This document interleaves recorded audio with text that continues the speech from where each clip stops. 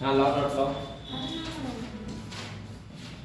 और सब लोग प्रेजेंट रहो, ठीक है? ज़्यादा टाइम नहीं होता है आपके पास, मैं सोच रहा हूँ ये क्लियर होता है रिवीजन सेट करवा दूँगा आप लोगों का। और अगर आप छुट्टी करोगे तो कैसे काम चलेगा भाई? सर आप इसमें बता दीजिएगा। हाँ बताओ, इधर जाओ।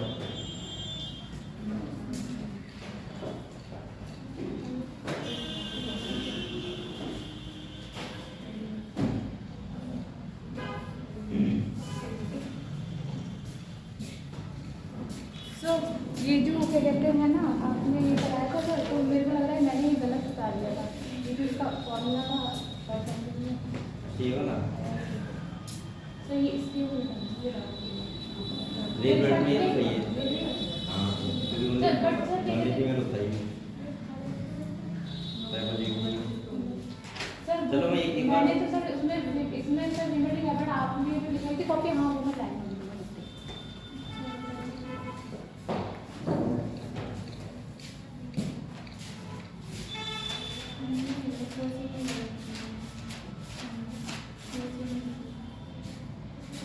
मैं लिखवाया था ना सर आपने सर ये 22 एक्सोस करवा दिया है इसमें। हाँ ये गलत है। ये मैं नहीं करवाया होगा, तुम लोग कर दिया होगा। ये तुम कैसे कर दिया होगा? बट सर मैंने जो बुक से रेस जो रेट होता है कॉमन तो ओनली फीमेल होता है, ठीक है? हाँ वो उसमें से कर देना, ठीक। चलो हम लोग कहाँ पे थे बताओ? आज हम लोग ह्यूमन हेल्थ एंड डिजीज पढ़ेंगे। और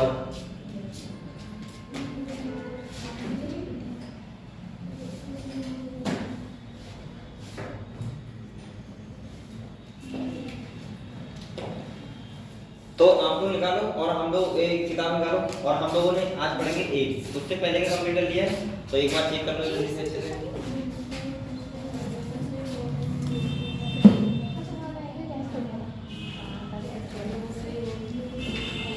चलो तो आप लोग ए रिवाइज कर लीजिए।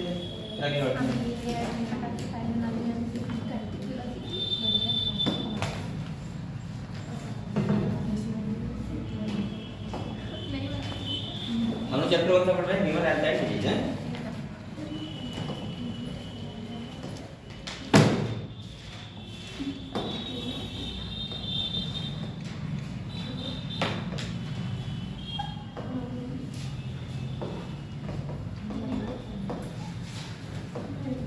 सही है, ह्यूमन हेल्थ एंड डिजीज, ठीक है? और हम लोगों ने क्या क्या पढ़ लिया बताओ? इम्यूनिटी के बारे में पढ़ लिया, एंटीबॉडी पढ़ ली, इम्यून सिस्टम पढ़ लिया, सही है? एक्टिव इम्यूनिटी, पैसिव इम्यूनिटी पढ़ लिया। आज हम लोग जो स्टार्ट करेंगे वो पढ़ेंगे एड्स। तो इससे पहले के एक बार आप लोग सब लोग रिवाइज कर लो जल्दी से।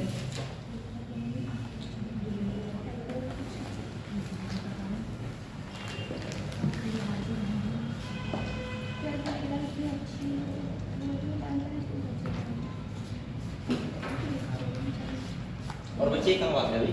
बाहर बाहर क्या कर रहे हैं? धूप सेक रहे हैं। धूप अब ठंडा पड़ रही है।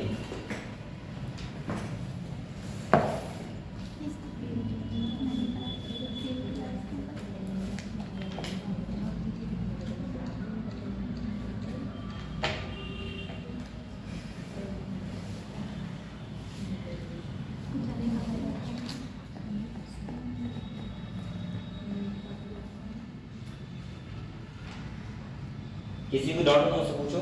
एंटीबॉडी मैंने बता दिया, एंटीबॉडी के बारे में।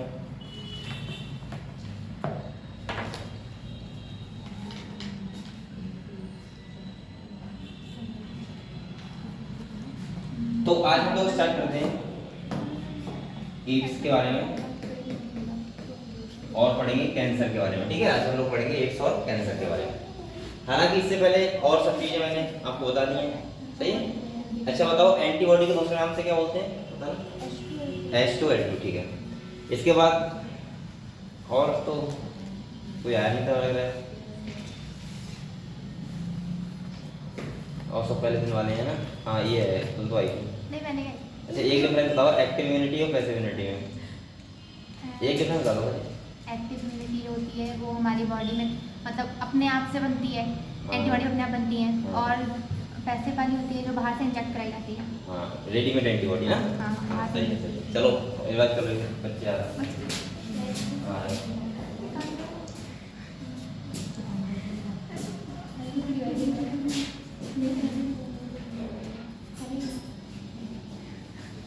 चलो, तो आप लोग इतना तो ये तो एड्स के बारे में पढ़ेंगे हम लोग। इसका फुल फॉर्म क्या होता है? एक्वायर्ड इम्यूनो डेफिशिएंसी सिंड्रोम, ठीक है। और ये जो फैलता है वो फैलता है एचआईवी वायरस से। किससे फैलता है? एड्स। किससे फैलता है बच्चों? एचआईवी वायरस से। ये एक रेट्रो फैमिली का वायरस होता है।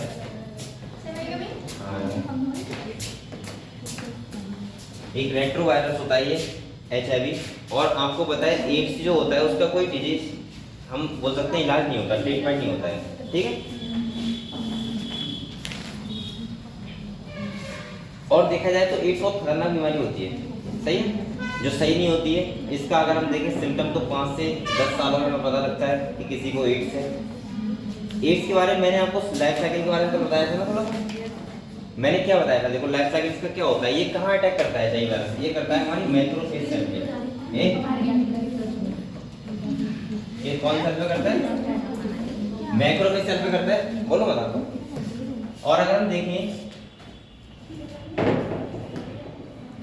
मैंने कहा था ये अगर सेल है कोई,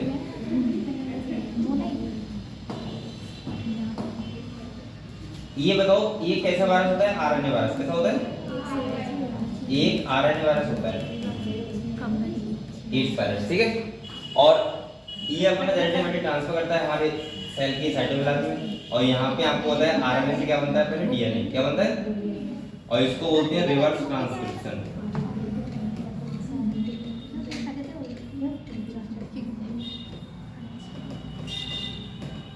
ठीक है। और ये हमारे डीएनए के साथ बाइंड कर लेता है, और बाइंड कर लेगा डीएनए, और ये क्या करेगा? रेप्लिकेशन करेगा लगातार, और इसीलिए इसको बोलते हैं एचआईवी फैक्ट्री। क्या बोलते हैं? बस ये इसका लाइफ साइकिल था, आपको ध्यान रखना है। ये क्या करता है? हमारे इम्यून सिस्टम को वीक कर देता है। इसके कैरेक्टर कम दिखते हैं, 5 से 10 सालों में पता लगता है इसके बारे में, एड्स के बारे में। ये होता कब है? तो मैंने कहा था अगर कोई भी बॉडी का, अगर कोई कहे कि इन्फेक्शन कैसे होता है इसका, तो किसी भी टाइप से कोई फ्लूइड चेंज ना हो, हमारी बॉडी का ब्लड चेंज ना हो जाए, ठीक है। जैसे पहला इसका कारण था कि ये सेक्सुअल तरीके से होता है, सेक्सुअल कांटेक्ट जब मल्टीपल पार्टनर्स होता है तो उसका मतलब ये हो सकता है, ठीक है, एड्स। दूसरा मैंने कहा था अगर हम कोई नीडल्स का यूज करते हैं ऐसी जो कंटामिनेटेड है, यानी कि इसको पहले किसी को एड्स है दूसरे को लगा दी तो ये हो सकता है, ठीक है। तीसरा मैंने क्या बताया था? ब्लड के थ्रू हो सकता है, हाँ सही है, ब्लड के थ्रू हो सकता है। और हम बोल सकते हैं चौथा, अगर मदर को इन्फेक्टेड है तो वो फीटस को कर सकती है, यानी बच्चे को कर सकती है। तो मैं ऐसे हो सकता हूँ कि 4-5 तरीके से एड्स फैलता है, सही है। इसका पहला केस रहा था 1981 में, और इससे बहुत सारे ऐसे पेशेंट है जो मारे जा चुके हैं।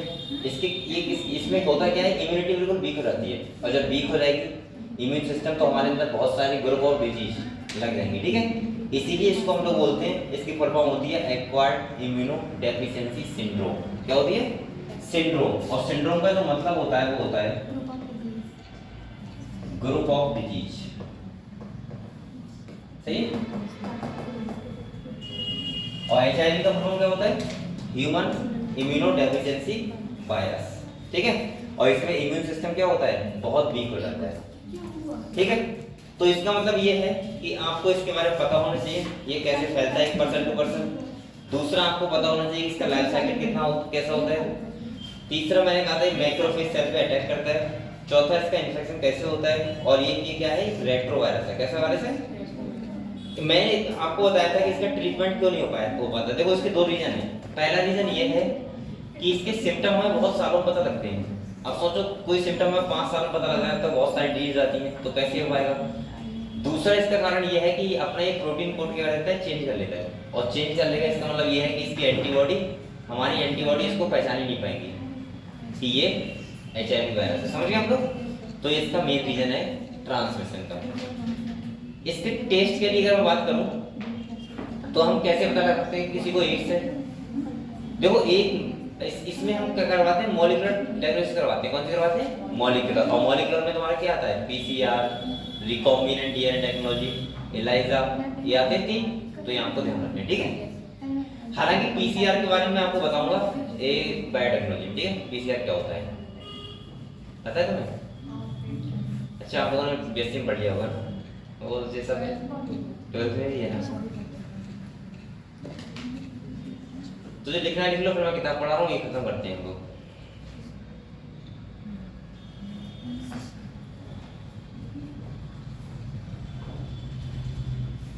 यहाँ पे ये ध्यान रखना है कौन सेल पर अटैक करता है, जो ये करता है मैक्रोफेज सेल। सही? हाँ। और बच्चे के पेपर दे रहे हैं, बच्चे बहुत कम आ रहे हैं, क्या बात है? अरे आज एक लड़का नहीं आया, एक्सेप्शन, क्या बात है? सिर्फ 2।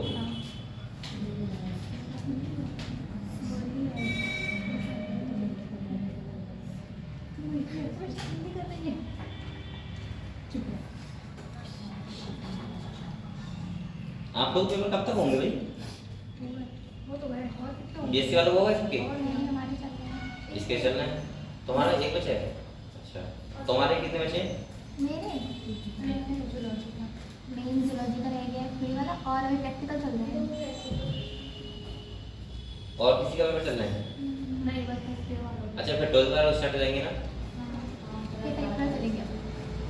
नहीं तो पेपर तो सब फ्लो पे हो जाएंगे, फरवरी में हो जाएंगे लगभग, 15 मार्च तक हो जाएंगे।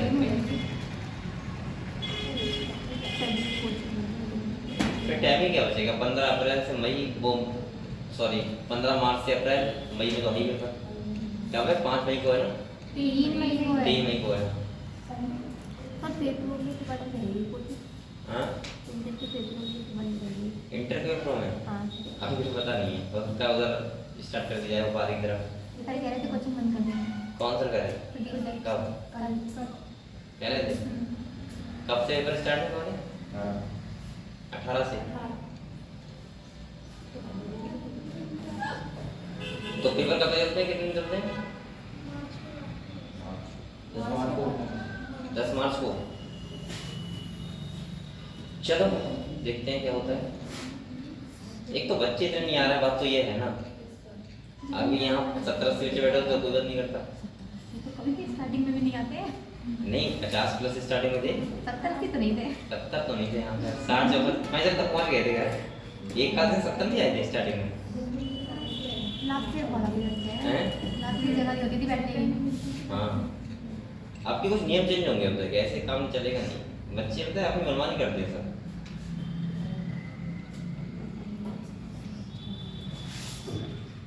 आपकी कोई भी नया बच्चा अगर आएगा तो उसको पहले टेस्ट लेंगे। पुराने नहीं, जो भी रेगुलर आ रहे हैं उनको तो लेंगे। जो बच्चे बीच में छोड़े उनको बिल्कुल नहीं। जो बीच में कोई छोड़ गए उनको बिल्कुल भी नहीं, चाहे टेस्ट दें या कुछ भी करें। और दूसरा, क्योंकि ऐसे बच्चे कोचिंग डिस्टर्ब करते हैं ना। अब चाहे स्टार्टिंग से 40 हो, लेकिन लास्ट तक 40 ही रहे, ऐसा होना चाहिए। और यहाँ पे क्या है पता है, बच्चे सोचते हैं ना क्या होता है, नहीं जाएंगे क्या फर्क पड़ता है ना। और ये थोड़ा सा हमें तो डिस्टर्ब करता है, लेकिन आप लोगों को भी डिस्टर्ब करता है, और बच्चों को जो आते हैं के लिए।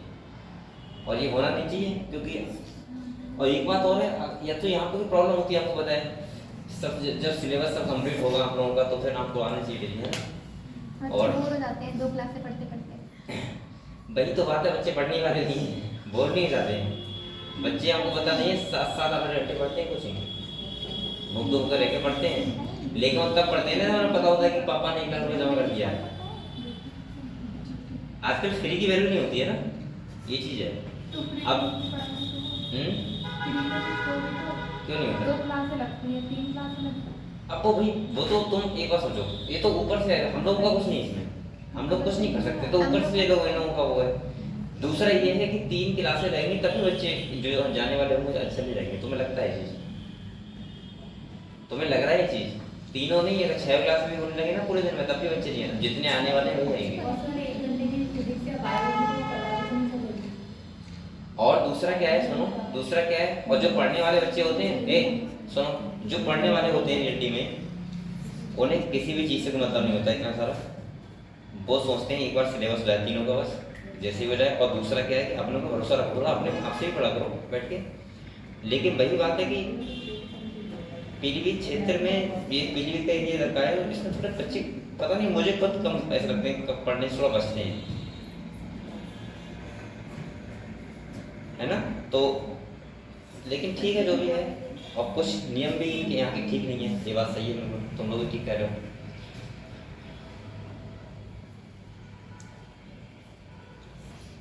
और एक चीज़ और होती है, जहाँ एक चीज़, अगर यहीं पर कोचिंग ज़्यादा नहीं, खाली 500 रुपये पर फीस होती है, तो बच्चे उसको माइंड करते हैं।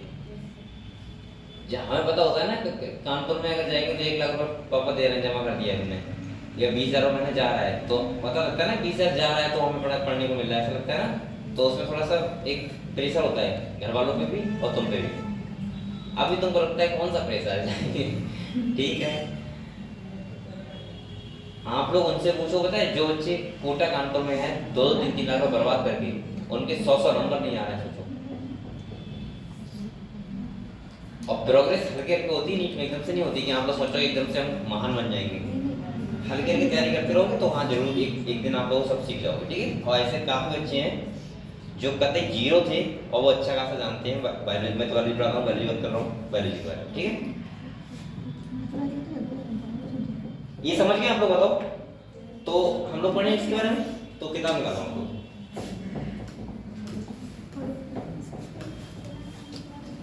मुरली कहाँ घूम रहे हैं?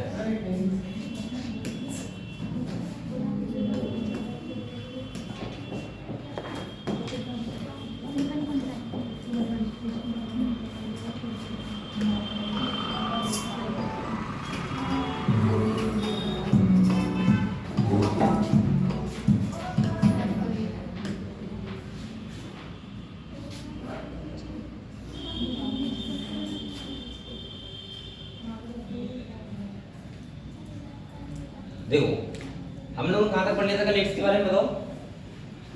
कल मैंने आपको, देखो मैं जो बच्चे नए हैं समझा दूंगा सा। कल देखो ये तो एड्स की फुल फॉर्म हो गई एक्वायर्ड इम्यूनोडेफिशिएंसी सिंड्रोम। इसके बाद इसका मतलब क्या होता है, इम्यून सिस्टम को वीक करता है, पहले मैंने बताया था बेटा। इसका जो हमें पहला कैरेक्टर कब मिला था, 1981 में मिला था। और ये कह रहा है लास्ट 25 ईयर्स में लगभग 25 मिलियन पर्सन क्या हो चुके हैं, 25 मिलियन से ज्यादा लोगों की डेथ हो चुकी है इसमें, इससे एड्स से। एक रेट्रो वायरस होता है, रेट्रो फैमिली से बिलोंग करता है ये, और इसके पास क्या होता है, आरएनए। क्या होता है, जेनेटिक। आपको पता होगा वायरस के पास या तो आरएनए होगा या फिर डीएनए होगा, दोनों नहीं होते। अगले कह रहा है ये फैलता कैसे, तो मैंने पहला बताया था सेक्सुअल कॉन्टैक्ट से। खाली सेक्सुअल कॉन्टैक्ट नहीं, sexual contact with infected person. अगर किसी को एड्स है और उसके साथ अगर कोई सेक्सुअल इंटरकोर्स कर रहा है तो उसको एड्स फैल सकता है।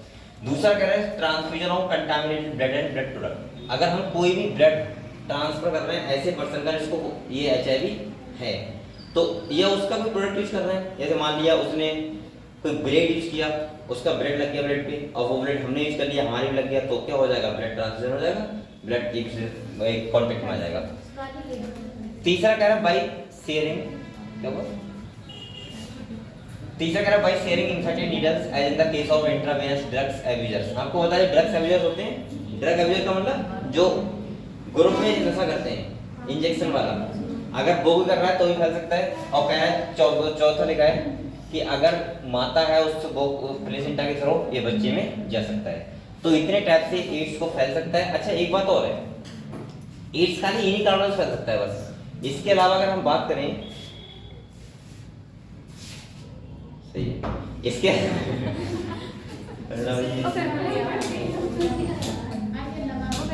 ये लगा दो फिर, कैसी सही टाइप से लगा दो, लॉक मत लगाओ, लेकिन वैसे थोड़ा लगा दो। यहाँ ईंट नहीं, वो ईंट ऐसे अंदर रख दो, बता दो ईंट है। अरे वो लला चले जाना, कोई ईंट देख के ना चले जाने। तो कह रहा है so people who are had. अच्छा एक बात और दो मुझे, आप लोग पता होगा ये एड्स, अगर कोई ब्लड ट्रांसफर नहीं हो रहा है या कॉन्टैक्ट में कोई पर्सन ऐसा नहीं आ रहा है, तो इसके अलावा फिर ये नहीं फैल सकता। ऐसे एयर के थ्रू नहीं फैलेगा, फिजिकल कॉन्टैक्ट से, वो टच से नहीं फैलेगा। नहीं मिला कुछ क्या? मैंने कितने भेजा था, भूल गए क्या? अरे मैंने कहा था कोई ईंट वगैरह देख लो और इस दीवार, इस जो किवाड़ है इसके इधर रख देना, इससे ऐसे नहीं होगी इधर। अब ये समझ नहीं पाया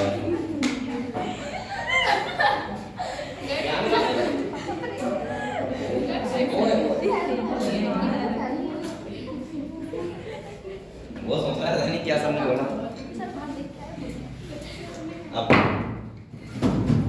बस इतना ही, अब सही है ना? ठीक है, चलो। तो ये फिजिकल टच या फिर वैसे नहीं फैलता है, ठीक है। अगले देखो बेटा, अब ये कह रहा है ए हाई रिस्क, कह रहा है देखो so people who are at high risk of getting this infection include individual who have multiple sexual partner. सबसे ज्यादा हाई रिस्क कब होता है? जब कोई मल्टीपल पार्टनर को चूज करता है। अगले कह रहा है ड्रग एडिक्ट जो होते हैं उन लोगों को होता है, हो सकता है। और कह रहा है जो बेसिकली ब्लड ट्रांसफ्यूजन करवाते हैं उनको हो सकता है, इसलिए हमें ब्लड कहां से लेना चाहिए? सेफली ब्लड बैंक से लेना चाहिए। इसकी लाइफ साइकिल की मैं बात करूं, देखो बेटा यहाँ देखो, ये अगर हम देखें तो रेट्रो वायरस होता है, इसके पास क्या होता है? आरएनए वायरस है ये। और ये क्या करता है? जब ये इन्फेक्शन करता है तो अपना जेनेटिक मटेरियल ट्रांसफर कर देता है, और ट्रांसफर करने के बाद आपको पता है यहाँ पे इसके पास एक एंजाइम होता है जिसे बोलते हैं रिवर्स ट्रांसक्रिप्टेज। ये कौन सा एंजाइम होता है? और ये करता है रिवर्स ट्रांसक्रिप्शन। आपको पता है ट्रांसक्रिप्शन का मतलब क्या होता है? डीएनए से एमआरएनए का बनना। वैसे कर तो वैसे कर, थोड़ा सा ईट लगा देना, ये सीधी लगती है, ठीक है, सही है। यहाँ देखो, अब वो आएंगे, देखो डीएनए से जब एमआरएनए बनता है,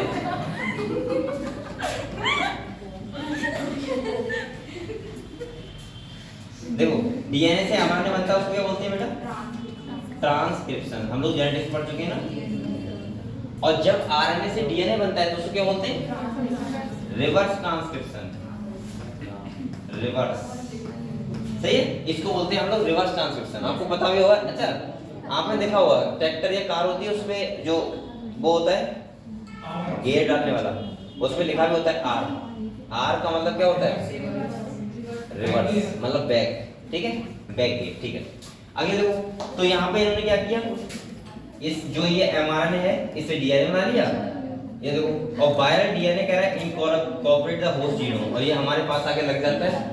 अरे अभी तो वही करते रहोगे, ये बात और आप लोग बताओ, जब हमारे डीएनए से बाइंड कर जाएगा तो ये क्या करेगा? रेप्लिकेशन करेगा और न्यू वायरस प्रोड्यूस हो जाएंगे, ठीक है, नए वायरस। और इसको बोलते हैं एचआईवी फैक्ट्री। क्या बोलते हैं? समझ गए? ये है इसका लाइफ साइकिल। अब देखो अगले बढ़ते हैं। अब देखो कह रहा है it is important to note that HIV AIDS is not spread by more touch. साफ साफ लिखा हुआ है, ये खाली टच से नहीं फैलता है और ना फिजिकल कांटेक्ट से फैलता है। कह रहा है it spread only through body fluid. जब तक कोई बॉडी फ्लूइड क्या नहीं होगा? ट्रांसफर नहीं होगा। अगले कह रहा है इट इज हैंस इंपरेटिव, बोलो मत बेटा, it is hence imperative for the physical and psychological well-being that the HIV AIDS infected person are not isolated from family and society। ये बहुत जरूरी होता है। देखो अगर किसी को एड्स है मान लिया और उसे पता लगे तुम्हें एड्स है, तो एक तो टेंशन खत्म हो जाएगा वैसे ही, क्योंकि टेंशन इतनी होती है ना कि किसी को तो एड्स है, अब वो सोचेगा भाई मैं सही तो होऊंगा नहीं, क्योंकि सबको पता होता है, तो टेंशन वैसे ही खत्म हो रहा है। ऊपर से तुम क्या करो, जैसे जो लोगों को एड्स के बारे में नहीं पता है वो क्या करेंगे? उससे बात करना बंद कर देंगे, क्योंकि उन्हें पता है एड्स कितनी खतरनाक बीमारी है। और एड्स का मतलब वो साफ साफ मैं भी बता रहा हूँ कि ये नॉर्मल एयर वगैरह से नहीं होता है। तो ऐसे लोगों को और तो हमें हौसला बढ़ाना चाहिए, उनको साथ रखना चाहिए, फैमिली में उनसे बातें करनी चाहिए, और हम क्या करते हैं उनको सेपरेट करते हैं जिससे कि एड्स ना फैल जाए। लेकिन ऐसा नहीं होता है। ये तभी होगा जब एक पर्सन का फ्लूइड दूसरे पर्सन से एक्सचेंज होगा, तब होगा ये, ठीक है, किसी भी टाइप से। अब भाई यहाँ पे सेक्सुअल कॉन्टैक्ट में हम ज्यादा क्यों लेते हैं कि सेक्सुअल कॉन्टैक्ट से होता है? क्योंकि और कोई कॉन्टैक्ट से आपका फ्लूइड चेंज भी तो नहीं होगा, ये भी तो है। ऐसा सुनना कि किसी के चोट लगेगी तो चोट की जगह पे ऐसे उसका ब्लड ऐसे वो करोगे, ऐसा नहीं करोगे ना, तो ये कैसे हो सकता है? अगले तो कह that the HIV AIDS infected person are not isolated from family and society. There is always a time like infection the infection and appearance of it symptom. और कह रहा है ये पीरियड कब हो सकता है, 5 से 10 साल तक हो सकता है। मतलब किसी पर्सन को अगर एड्स है तो उसे 10 सालों तक पता लग सकता है कि उसे एड्स है, हल्के हल्के हल्के हल्के, समझ रहे हो आप? अगले देखो, अब ये कह रहा है after getting into the body of the person. अब ये बता रहा है लाइफ साइकिल के बारे में। किस बारे में बता रहा है? लाइफ साइकिल एड्स की कैसे होती है वो देखो। देखो कह रहा है after getting into the body of the person the virus enter into the macrophage where RNA genome of the virus replicate to a form viral DNA with the help of the enzyme reverse transcriptase. इस enzyme को आप लोग note करो। अगर आपको ना पता हो कौन सा एंजाइम होता है तो कौन सा होता है? Reverse transcriptase. ठीक है, कह रहा है this viral DNA get incorporated into host cell DNA and direct into infected cell to produce virus particle. आप लोग एक बात सुन रहे हो मेरी, सुनो। जैसे मैं कहता हूं कि वायरस जो होता है अगर होस्ट सेल से बाहर है, ठीक है, तो वो कैसा होता है? नॉन लिविंग होता है। कैसा होता है? नॉन लिविंग होता है। मैं बोलता हूं कि वायरस हमारे सेल के अंदर जाता है या हमारी बॉडी के अंदर जाता है, होस्ट सेल के अंदर जाता है, किसी भी होस्ट सेल में जाएगा तो वो क्या हो जाता है? लिविंग। ये तो आपको समझ में आता है कि लिविंग कैसे जाता है वो, ऐसा ना कि वो उसके अंदर आत्मा आ जाती है। भाई लिविंग कोई चीज कब होती है? जब उसका जेनेटिक मटेरियल रेप्लिकेट करता हो। वायरस के पास कोई राइबोसोम प्रोटीन होती नहीं है तो वो उसके अंदर मेटाबॉलिज्म नहीं हो पाती है। लेकिन जब वो हमारे सेल के अंदर आता है तो वो हमारी मैकेनिज्म को यूज करता है अपने रेप्लिकेशन के लिए। और जब उसका रेप्लिकेशन करने लगेगा डाटा, वो मतलब डीएनए वगैरह, तो इसका मतलब वो क्या हो जाएगा? लिविंग। समझ गए? ये होता है लिविंग बनने की प्रोसेस। तो यहाँ पे भी ये हो रहा है। अगले कह रहे हैं देखो, the macrophage continue to produce virus and in this way act like HIV factory. अगर आपसे कोई पूछे कि बताओ मैक्रोफेज जो सेल होती हैं वो कैसे बिहेव करती हैं, तो आप बोलोगे एचआईवी फैक्ट्री की तरह। ये क्वेश्चन नीट में आ सकता है, ध्यान रखना। ठीक है, एचआईवी फैक्ट्री। एचआईवी फैक्ट्री का मतलब क्या हुआ? भाई मैक्रोफेज सेल है, उनके अंदर वायरस का जेनेटिक मटेरियल है। जब हमारा डीएनए रेप्लिकेट कर रहा है तो उसका भी कर रहा है, तो इसका मतलब वो लगातार क्या कर रही है? नए नए डीएनए बना रही है। रेप्लिकेशन का मतलब क्या होता है? डीएनए से डीएनए कॉपी बना। अब जब हमारा डीएनए कॉपी करेगा तो इसका मतलब किसका करेगा? वायरस का भी डीएनए कॉपी करेगा। कैसे simultaneously HIV enter into the helper T lymphocyte. अब आप लोग बताओ बेटा, मैंने कहा था टी लिम्फोसाइट क्या करती हैं? हेल्प करती हैं बी लिम्फोसाइट किसमें? एंटीबॉडी फॉर्मेशन में। अब आप लोग बताओ टी लिम्फोसाइट खत्म हो जाएंगी तो क्या इम्यूनिटी बचेगी? नहीं, क्योंकि एंटीबॉडी बनना बंद हो जाएगी। और एंटीबॉडी अगर बनना बंद हो जाएगी तो इसका मतलब इम्यूनिटी क्या हो जाएगी? बहुत ज्यादा बेकार हो जाएगी। ठीक है, तो कह रहे हैं replicate and produce progeny virus. The progeny virus released in the blood attack other helper T lymphocyte. This is repeated leading to a progressive decrease in the number of helper T lymphocyte. और इससे क्या होगा? जो person infected होगा उसके T lymphocyte बहुत जल्दी से तेजी से कम होने लगेंगे। समझ गए? और ये हो जाएंगे तो ये कह रहा है देखो, during this period the person suffer from bout of fever. उसको क्या आएगा? फीवर आएगा, बहुत डायरिया हो जाएगी, वेट लॉस होगा। ये सारे कारण होंगे किसी भी एड्स वाले पर्सन को। हालांकि किसका वेट लॉस मतलब वजन कम होगा। अब ऐसा मत सोचना कि किसी पर्सन को नॉर्मल फीवर आ गया तो वो अच्छा एड्स है। या किसी को फीवर मान ली 1 साल में 5 बार आ गया और बेचारे किसी और कारण से वेट लॉस हो रहा है छोटा, तो ऐसा नहीं कि उसको एड्स है, कहने लगा तो एड्स लग रहा है। ये हैं और जो मैं पढ़ा कह रहा हूँ, एड्स एक बीमारी होती है, डिजीज। एक वायरस होता है एचआईवी वायरस, जब वो हमारी बॉडी में आ जाता है तो क्या हो जाता है? एड्स का पहचान नहीं सुना है? अरे तुमने बहुत जगह देखा होगा, लिखा हुआ है, सरकारी स्टाफ में जाते हो कभी तो वहां एड्स के बारे में लिखा नहीं होता है, जागरूक हो एड्स के प्रति। ये कब फैलता है? तो अगर एक महीना आ रहा है तो सेक्सुअल कांटेक्ट से फैलता है। ठीक है, पहला। दूसरा कोई ब्लड ट्रांसफर से फैलता है। तुम ये सोच रहे हो सर एड्स की बात इतना ज्यादा क्यों हो रही है ना, ये सोच रहे हो? क्योंकि एड्स कभी भी ठीक नहीं होता है। अगर किसी पर्सन को हो गया है तो उसका मरना तय है, ये होता है। अब एड्स ऐसा नहीं कि आप लोग सोचो नहीं इसको भी एड्स है उसको भी एड्स है, मन में होना दो।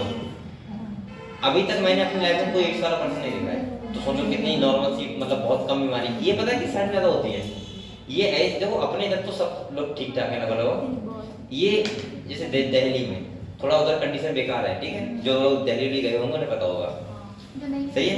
वहाँ पे बहुत ज्यादा ये सेक्सुअल कांटेक्ट नॉर्मल चीज होती है वहाँ। नॉर्मल सी गति, सही है, ऐसे समझ लो आप।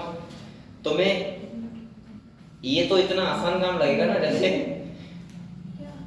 जैसे ये ना वो जो एक क्या मैं बोल सकता हूँ, सेक्सुअल इंटरकोर्स हो गया, या फिर आपने देखा हो नहीं वो सेक्स वर्कर होते हैं बहुत सारे, तो ऐसी जगह बहुत सारे हैं। तो वहाँ पे क्या होता है, इसकी संभावना ज़्यादा होती है, क्योंकि वहाँ पे कुछ पता नहीं होता कि कौन कितने पार्टनर को चूज कर रहा है। ये नॉर्मल जगह पे नहीं होता है नॉर्मली, ये ऐसी जगह पे होते हैं जहाँ पे बहुत सारे लोग, आप समझ पा रहे हो क्या कहना चाह रहा हूँ? हाँ ठीक है, तो फिर ऐसे जगह ज़्यादा होता है, ठीक है। तो ऐसी जगह जाने से बचिए, नहीं होगा हैं? हाँ दिल्ली में हो सकते हैं। अभी अभी तुमने उसका केस नहीं सुना था बिहार में, सुना था ना, किसी ने सुना था? अभी रिपोर्ट अभी जल्दी की बात है, तो बिहार में आपको तो रेलवे वगैरह स्टेशन होते हैं ना, रेलवे स्टेशन वगैरह होते हैं, बस अड्डा होते हैं, वहाँ पे ऐसे लोग बहुत घूमते हैं। तो वहाँ पे जब चेकअप करवाया तो 4-5 लोगों को एड्स निकला। आप सोचो वो कितने को स्प्रेड कर रहे होंगे रोज, समझ गए? तो ऐसे ऐसे ज्यादा फैलता है, हर जगह नहीं होता है जैसे आप सोच रहे हो हर जगह होता है। दिल्ली में हो सकता है, बिल्कुल ठीक है। अगले देखो, कह रहे due to decrease in the number of helper T lymphocyte, T lymphocyte क्या हो जाएंगे, खत्म हो जाएंगी, और person start suffering from infection could have been otherwise overcome such as those due to bacteria especially mycobacterium, और कह रहा है वायरस, फंजाई एंड इवन कहां पे हमको, हाँ इवन पैरासाइट लाइक टॉक्सोप्लाज्मा। यहाँ पे सिंपल सा कहना चाह रहा है कि जब हमें एड्स हो जाता है, कोई एचआईवी वायरस अटैक करता है, तो आप लोग बताओ बेटा, अगर आपकी बॉडी में इंफेक्शन हो रहा है तो आपकी हेल्प कौन करता है, आपकी इम्यूनिटी। यानी कि आपके अंदर क्या है, टी लिम्फोसाइट है, बी लिम्फोसाइट है, एंटीबॉडी बनाती है, एंटीबॉडी बनती है तो हमारा इम्यूनिटी क्या होता है, स्ट्रांग होता है, और स्ट्रांग होता है तो हमें बीमारी से लड़ने की क्षमता मिलती है। सिंपल सी बात है। लेकिन एक बात सोचो आप लोग कि अगर हमारी टी लिम्फोसाइट ही खत्म हो जाएंगी तो एंटीबॉडी बनेंगी ही नहीं, तो आप लोग बताओ और भी जो पैथोजन आएंगे, बैक्टीरिया हो गया, फंगस हो गया, तो वो भी बहुत आसानी से बीमारी कर देंगे। क्योंकि भाई अगर मान लो एक उसने हमारी इम्यूनिटी वीक कर दी, अब इम्यूनिटी वीक हो गई किसी पर्सन की, अब जो दूसरे और पैथोजन होंगे बहुत तेजी से हमारी बीमार करेंगे, क्योंकि हमारी इम्यूनिटी क्या हो गई उस टाइम पे, वीक। अगर इम्यूनिटी वीक ना होती तो इसका मतलब कोई नहीं कर रहा था, तो ये कहना चाह रहा है। अगले लोग कह रहा था patient become so immunodeficient that she is unable to protect himself against this infection. A widely used diagnostic test, AIDS का जो टेस्ट होता है उसे क्या बोलते हैं, एलाइजा। क्या बोलते हैं?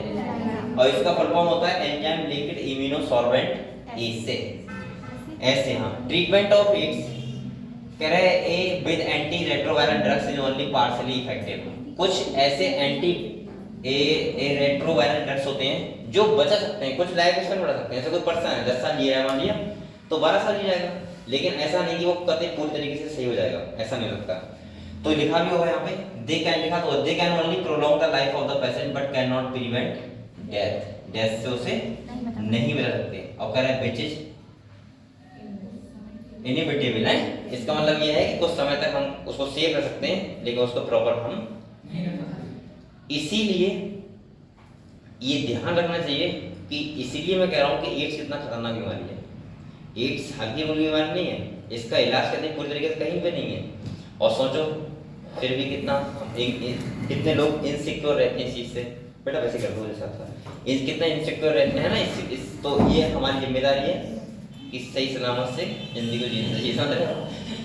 आगे देखो, कह रहा है प्रिवेंशन ऑफ एड्स, एड्स से कैसे बचे। सही है, कहाँ से आप स्कूल से पेपर चल रहे क्या, पेपर चल रहे हैं, बहुत सी चीजें चल रही ना, प्रैक्टिकल पेपर। और तुम्हारे साथ सब दोस्त कहाँ हैं, घर भाग गए, आ रहे हैं, तो इतने भी छोड़ते हो, रोज छूटोगे कितने बजे रोज, कब तक छुट्टी बढ़ जाएगी अब तो। चलो फिर देखो, जिस बच्चे को मौका मिलेगा तो आ जाएगा कोचिंग, ठीक है। और बकाया ये है टेस्ट, अगर तुम्हारे पेपर हो रहे हैं या फिर प्रैक्टिकल हो तो मजबूरी है, नहीं आ सकते हो। और जिसके नहीं हो रहे हैं बिल्कुल वो तो जरूर आएगा, ठीक है, क्योंकि आप लोग अपना लॉस करते हो घर पे रह के, क्या फायदा से पढ़ लिया करो। अगले देखो, अगर हम बेटा प्रिवेंशन ऑफ एड्स, एड्स से कैसे बचें, कैसे ना हो एड्स, तो देखो correct as AIDS has no cure, ये कहना चाह रहा है कि हम पूरी तरीके से एड्स को खत्म नहीं कर सकते। सही है। आप लोग बताओ, अगर मान लीजिए कोरोना वायरस था, अब लग रहा है कि लगभग खत्म हो गया, लेकिन ऐसे एड्स के साथ हम लोग नहीं कर सकते, क्योंकि एड्स की एंटीबॉडी नहीं बनेगी, और बनेगी नहीं तो वो सही कैसे हो पाएगा पूरी तरीके से। तो दूसरा क्या लिखा है? लिखा है prevention is the best option, यानी कि हम लोग अपने आप से बचें, मतलब अपने आप को प्रोटेक्ट करें जिससे एड्स ना हो। तो देखो क्या कह रहे हैं, मोreover HIV infection more often spread due to the conscious behavioral pattern and it is not something that happens inadvertently like pneumonia or typhoid. Of course infection blood transfusion patient newborn from mother etc. देखो यहाँ पे क्या कह रहा है, सुनो, ये कह रहा है कि हम लोग बच सकते हैं इससे, ठीक है।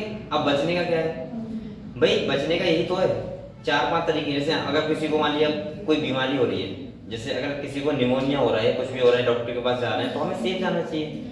ऐसा भी किया कि और डॉक्टर को भी पता होना चाहिए कि कैसे उससे हम लोग एक पर्सन से दूसरे पर्सन में ट्रांसफर ना हो पाए। अच्छा सोचो अगर एड्स वायरस हवा के थ्रू हो रहा तो क्या होता? मुझे लगता है तो दुनिया खत्म हो गई होती, क्योंकि एक आदमी को एड्स है, वो रोडेज में बैठा, पूरे उसने पूरी रोडेज को एड्स कर दिया। अब वो रोडेज वाला जहाँ गया कितना बड़ा खतरनाक हो जाता है। और हाँ आ जाओ बेटा, वैसे कर लो, वैसे थोड़ा सा। और दूसरा सुनो, जैसे कोरोना है तो कोरोना कैसा था? हवा के थ्रू स्प्रेड हो रहा था ना, तभी तो कह रहे थे बाहर मत निकलो, कि अगर तुम बाहर निकल रहे तुम्हें क्या पता कोई कोरोना वायरस कहाँ घूम रहा है, तुम सांस ले रहे हो तुम्हारे अंदर चला गया। वो तो ये बात ठीक है कि एड्स लगभग की फ्लूइड में रहता है, बॉडी फ्लूइड में रहता है, ऐसे नॉर्मली वो स्प्रेड नहीं होगा। अगर ऐसा होता तो दुनिया खत्म हो गई होती, क्योंकि हर आदमी एड्स से मर जाता। भाई किसी गांव में एक को एड्स होकर बताया कि वो सबको फैला के तो बताएगा। चलो देखो यार देखते हैं अगले क्या कह रहे हैं। Of course infection blood transfusion patient newborn from mothers etc may take place due to poor monitoring. The only excuse may be ignorance and it has been rightly said, don't die of ignorance.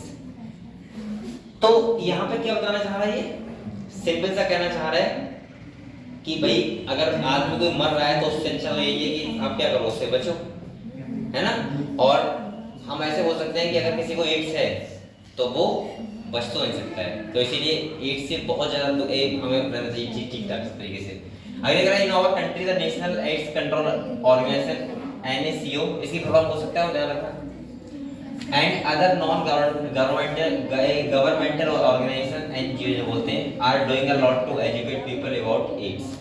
आपको पता है बहुत सारे NGO चल रहे हैं जो ads के बारे में लोगों को क्या करते हैं, जागरूक करते हैं। जैसे आपने देखा टिकट ले दो टिकट, उसके पीछे लिखा होता है एड्स से बचें, लिखा होता है ऐसे लिखा होता है ऑलवेज यूज कॉन्डोम्स, ऐसे हम लिखा हुआ देखे होंगे सरकारी स्कूल में वगैरह देखिए, तो वो सब चीजें बताते हैं, ठीक है। और वो कैसे क्या करते हैं, एड्स से जागरूक करते हैं लोगों को। अगले देखो कह रहा है WHO हैज स्टार्टेड, अब हम लोग बोलेंगे अभी, a number of programs to prevent the spreading of HIV infection। कह रहा है मेकिंग ब्लड, आप लोग ब्लड कहाँ से लो, ब्लड बैंक से, safe from and private HIV, ensuring the use of only disposable needles and sharing in public and private hospital and clinic. तीसरा कह रहा है यानी सीरियस नीडल्स को हम क्या करें, डिस्पोज करके खत्म कर दें, ठीक है। अगर जो कोई प्राइवेट हॉस्पिटल या क्लिनिक की है वो सामान कहीं ना जाएगा ना। अगले कह रहा है फ्री डिस्ट्रीब्यूशन ऑफ कंडोम से होता है गाँव में। अगले कह रहा है controlling drug abuse, advocating safe sex and promoting regular checkup for HIV in susceptible populations are some such step taken up। अगर ये सारी अगर स्टेप को फॉलो करोगे तो कोई भी पर्सन एड्स से बच सकता है। लेकिन अगर ये कहना है कि टेस्ट करवाना चाहिए, टेस्ट कौन करवाता है, लोग करवाता है। और पहली बात तो करवाने जाएगा ही नहीं खुद से, अगर कह दो कि करवाओ तो भी नहीं जाएगा, है ना। ये तो एड्स का टेस्ट कराएंगे, नॉर्मल टेस्ट करने के लिए डॉक्टर कहते हैं तो नहीं करवाते हैं, है ना। हाँ जब दवाई खाते हैं परेशान होता है तो जाना पड़ता है ना उसे, वरना समझता है ठीक है ऐसे ही। हाँ सही। अगले कह रहा है बेटा देखो, कह रहा है इन्फेक्शन विद HIV और having AIDS is something that should not be hidden since then the infection may spread to many more people.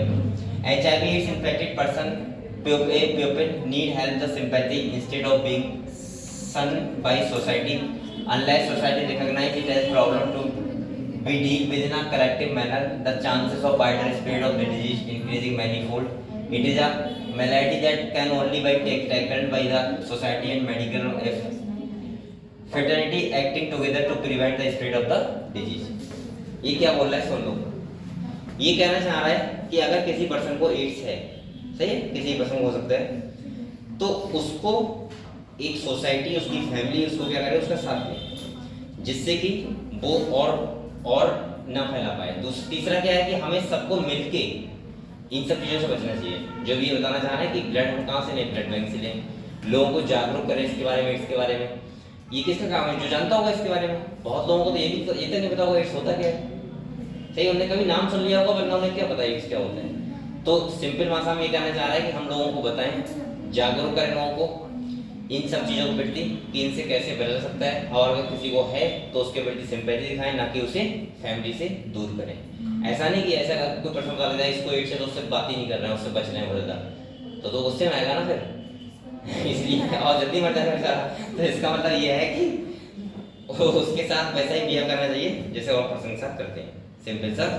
तो हम हमारी फैमिली, सोसाइटी इन चीज़ों से दूर हो सकती है। ठीक है, समझ गए आप लोग इसके बारे में? तो आप समझ गए कैसे फैलता है, कैसे बचना चाहिए, क्या कैसे इसकी लाइफ साइकिल होती है रेट्रोवायरस की, और मैं बोल सकता हूँ कि ये क्यों सही नहीं होता है। सारे समझ गए कितने साल तक इसके सिम्टम दिखाई दे सकते हैं, सही है? तो सब आपको पता लग गया। अब हम लोग नेक्स्ट डिजीज का नाम पढ़ेंगे, और जो है कैंसर। ये भी बहुत खतरनाक एक डिजीज होती है, ठीक है, बीमारी होती है। आपने कैंसर का नाम बहुत सुना होगा, मैं थोड़ा समझाऊंगा पहले। कैंसर की पॉजिटिव में कैंसर सिद्ध कर बनाएंगे क्या? पॉजिटिव हो जाता है उसी को कैंसर। चलो अभी सब बताते हैं आपको।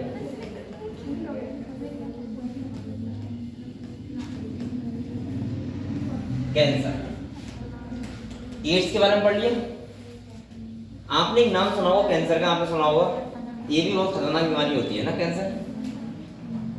अब तो मुझे लगता है कि कैंसर बहुत अच्छी मात्रा में हो रहा है लोगों को, लेकिन आज से 7-8 से 10 साल पहले कैंसर का नाम सुन के लोग कहते थे अरे कैंसर उसको, लेकिन अब तो मुझे लग रहा है कैंसर ठीक ठाक हो रहा है लोगों को, नॉर्मल हो गया है ना कि कैंसर, जरा सी बात सुनो कैंसर हो गया, जरा सी बात सुनो कैंसर हो गया। कैंसर है क्या समझते हैं, ठीक है? थोड़ा देखो, कैंसर का मतलब ये नहीं होता कि आदमी मर ही जाएगा। जैसे हमारी मन में पहले सवाल आता है ना, इसको कैंसर है, अब तो इसके बचने जान 0 है।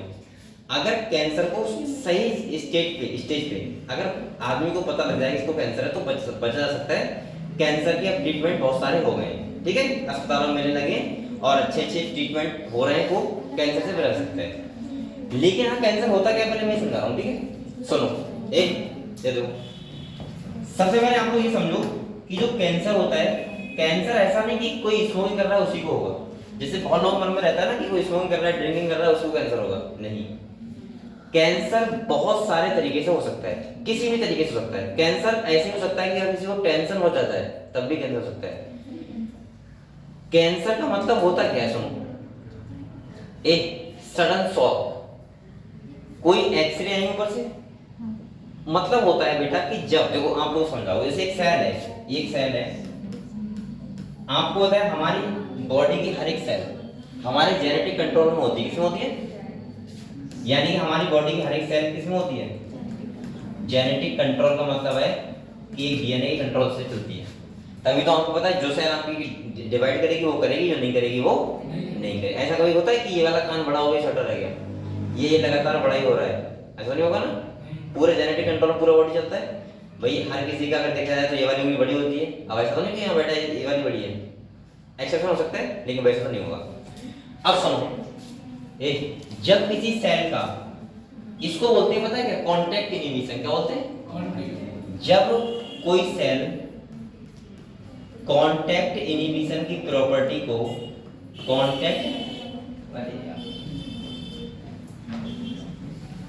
देखो बेटा, यहां देखो, जब कोई सेल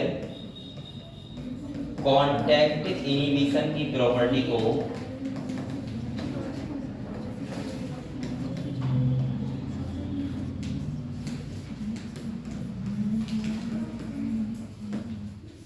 लॉस कर देती है, क्या कर देती है? लॉस। अब आप लोग बताओ, अगर कोई सेल हमारी कांटेक्ट इनहिबिशन मतलब कांटेक्ट जो रखती है अदर सेल से, उसकी प्रॉपर्टी को लॉस कर देगी, तो ये क्या करेगी? Uncontrol growth. क्या करेगी बच्चों? अनकंट्रोल ग्रोथ करेगी। और आपको पता है जब कोई सेल अनकंट्रोल ग्रोथ करती है तो आपने नाम सुना होगा ट्यूमर। क्या सुना है? ट्यूमर सुना है? तो बनता है ट्यूमर। क्या बनता है बच्चों? ट्यूमर। जब कोई सेल अनकंट्रोल ग्रोथ करती है तो बनता है ट्यूमर। और आपको मैं बता दूं ट्यूमर कितने टाइप के होते हैं? 2 टाइप के। कितने टाइप के होते हैं? 2 टाइप के। एक ट्यूमर जो होता है उसको बोलते हैं बिनाइन ट्यूमर। क्या बोलते हैं? जैसे आपने सुना होगा कि किसी को कैंसर हुआ और ठीक हो गया, आसानी से ठीक हो गया, वो होता है बिनाइन ट्यूमर। और एक ट्यूमर टाइप का होता है मैलिग्नेंट ट्यूमर। कौन सा होता है? Malignant tumour. और बेटा अगर किसी को मैलिग्नेंट ट्यूमर है, इसके पास एक प्रॉपर्टी होती है, इसको बोलते हैं मेटास्टेसिस। क्या बोलते हैं? मेटास्टेसिस। ये प्रॉपर्टी होती है, ये पता है क्या होती है? ये प्रॉपर्टी ऐसी होती है कि स्प्रेड होता है पूरी बॉडी में और ये स्टेज को चेंज करता है। अगर यानी कि स्टेज को जो कोई कैंसर चेंज कर रहा है ट्यूमर और पूरी बॉडी में फैल रहा है, तो वो कौन सा वाला है? Malignant tumour. और मैलिग्नेंट ट्यूमर आसानी से ठीक नहीं होता है। बिनाइन ट्यूमर क्या होता है? एक जगह है, किसी को कहीं पे भी है मान लिया, क्या करते हैं डॉक्टर? उसका टिश्यू को हटा देते हैं, बस हो गया सही, ऑपरेशन करके सही कर देते हैं। लेकिन वो वाला इतना जल्दी आसान सही करना नहीं होता है। बिनाइन ट्यूमर आराम से हो जाता है। जैसे मैंने कैंसर को देखा है आराम से, एक के जैसे बिनाइन ट्यूमर हुआ था, तो बिनाइन ट्यूमर होता है तो कभी सॉलिड हो जाता है स्ट्रक्चर। क्या होता है? सॉलिड और तो उसको डॉक्टर सर्जिकल करके निकाल देते हैं और वो पर्सन सही रहता है, ठीक है। लेकिन जो मैलिग्नेंट ट्यूमर होता है वो आसानी से। अच्छा मुझे ये बताओ कितने बच्चे रखते हैं? जैसे यहाँ लिखा है मेटास्टेसिस, क्या लिखा है? मेटास्टेसिस। ऐसे होता है मेटाजेनेसिस। बताओ क्या होता है? Alternation of generation. हमने देखा था सिलेंट्रेटम, यानी कि पॉलिप से मेडुसा, मेडुसा से अच्छा मेटा, एक होता है मेटामॉर्फोसिस। लार्वा का अडल्ट में कन्वर्ट होना क्या कहलाता है? मेटामॉर्फोसिस। अगर आपको ना पता हो तो लिख लेना। और ये है मेटास्टेसिस। ये तीनों नाम कैसे रखते हैं ना? मेटामॉर्फोसिस, मेटाजेनेसिस और मेटास्टेसिस। ये तीनों नाम अलग अलग हैं और इनके मतलब भी क्या है? अलग अलग। कहीं आप सोचो मेटा लिखा है, अरे यार ये तो भाई सर ने बताया था कैंसर प्रॉपर्टी, ऐसा नहीं है। देखो एक होता है, यहाँ देख लो एक बार से,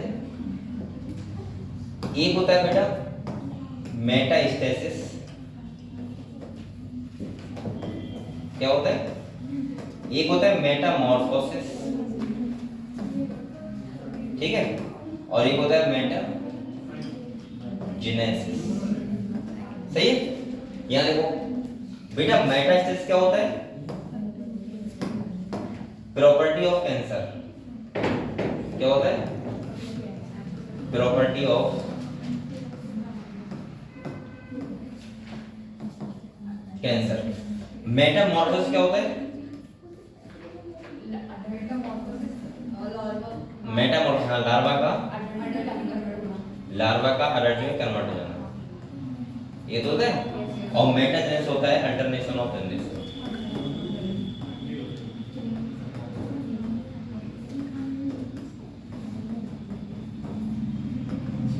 समझ गए हम लोग? तो ये तीनों नाम आपको ध्यान रखना। और मेटास्टेसिस होता है प्रॉपर्टी ऑफ कैंसर, यानी कैंसर का एक स्टेज, यानी कि ट्यूमर को बोलते हैं ये मेटास्टेसिस। समझ गए? ठीक है। तो आप लोग कैंसर, अब आप लोग सोचो कैंसर को कैसे कर सकते हैं सर? कैसे, क्या पता लग कैसे हो सकता है कैंसर? तो कैंसर जो करते हैं उनको बोलते हैं कार्सिनोजन। क्या बोलते हैं? और कैंसर किसी भी तरीके से हो सकता है। कैंसर का मतलब होता है जब हमारा सेल कोई भी हमारी जो कांटेक्ट इनहिबिशन की प्रॉपर्टी होती है या उसको लॉस कर दे और अनकंट्रोल ग्रोथ करे, लगातार ग्रोथ करे, तो उसको क्या बोलते हैं? उसको क्या हो गया है? कैंसर। समझ गए? और वो कैंसर की प्रॉपर्टी ना होती है छोटा कर दो, दिख जाएगा आप लोगों को? सही है। चलो छोटा कर।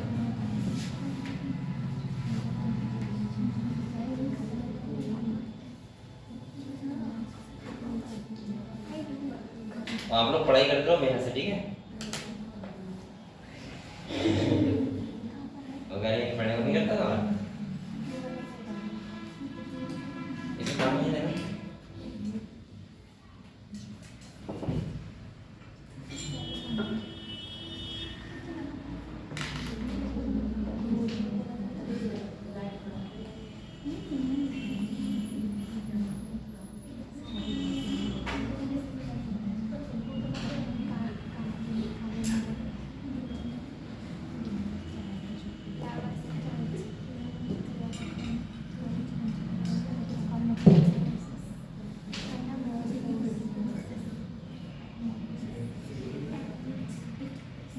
अभी बाराती ही बहुत हो रही है ना, तुम बारात में भी जा रहे हो?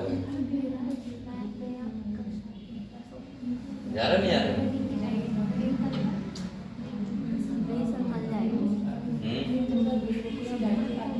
क्यों?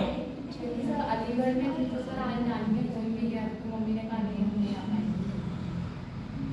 ऐसे मम्मी अलीगढ़ में रहती है क्या? नहीं सर मेरे मामा है ना वो बरेली में रहते हैं, मेरी नानी दिल्ली में रहती है, बट जो नानी की नौकरी है ना वो अलीगढ़ में। कितनी जगह रहते हो भाई? ऐसा क्यों है? हमारी क्योंकि सर हमारे दादा थे ना वहीं के थे, बट उनकी रेलवे में जॉब करती थी जो वो बरेली आती थी। अच्छा, अब तुम्हारे फादर मम्मी सब यहीं रहते हो तुम लोग? हाँ ऐसा भी है कि फादर तुम्हारे कलकत्ता में रहता है तो मम्मी दिल्ली में रहती है, बताती है? नहीं सर। अच्छा तो सही है।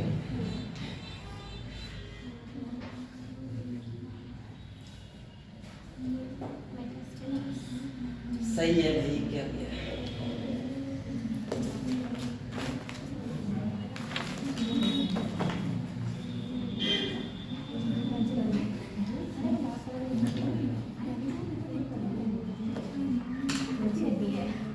अच्छा अब देखो, अब हम देखते हैं ये क्लियर, देखिए सब चलो देख रहे हो?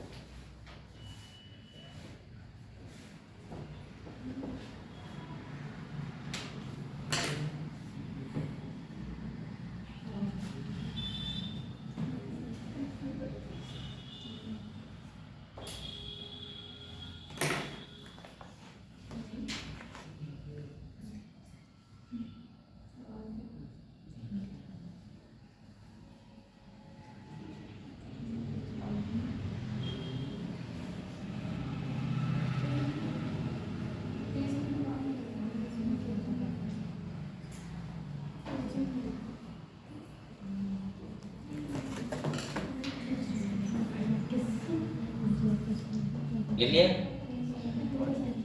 चलो अब हम लोग देखते हैं कि जो कैंसर होता है उसको हम कैसे डायग्नोस करें, कैसे पता लगाएं। तो मैंने कहा था ये कैंसर हो गए, एड्स हो गए।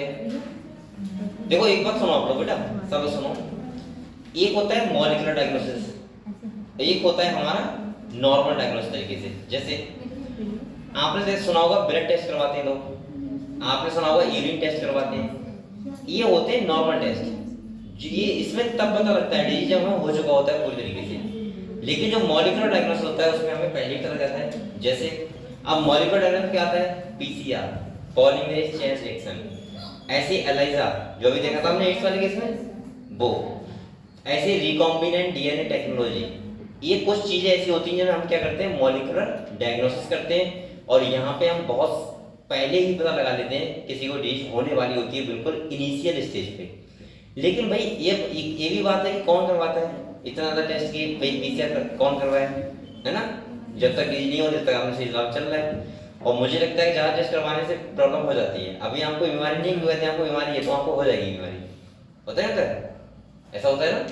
अभी आप ठीक हो, आप करवाओ टेस्ट, अब वो बता दें कि आपकी आरबीसी कम है, तो मुझे लग रहा है कि आप लोगों ने याद रखी होगा तो आरबीसी वास्तव में कम हो जाएगा। सही है? हाँ, तो कुछ ना कुछ तो बॉडी में कमी रहेगी, तो इसलिए करवाना नहीं चाहिए। लेकिन करवा लेना चाहिए, मैं ही क्यों कर रहा हूँ, नहीं करवाना चाहिए, वरना तो मुझे तो ये कहना चाहिए हाँ करवा लो, ठीक है। तो ये सब चीजें होनी चाहिए, टेस्ट वगैरह करवाते रहा करो। मैंने टू है ये सब पता रहे, ठीक है। चलो आगे देखते हैं। तो ये हटा दूं, देख लिया सबने, ठीक है।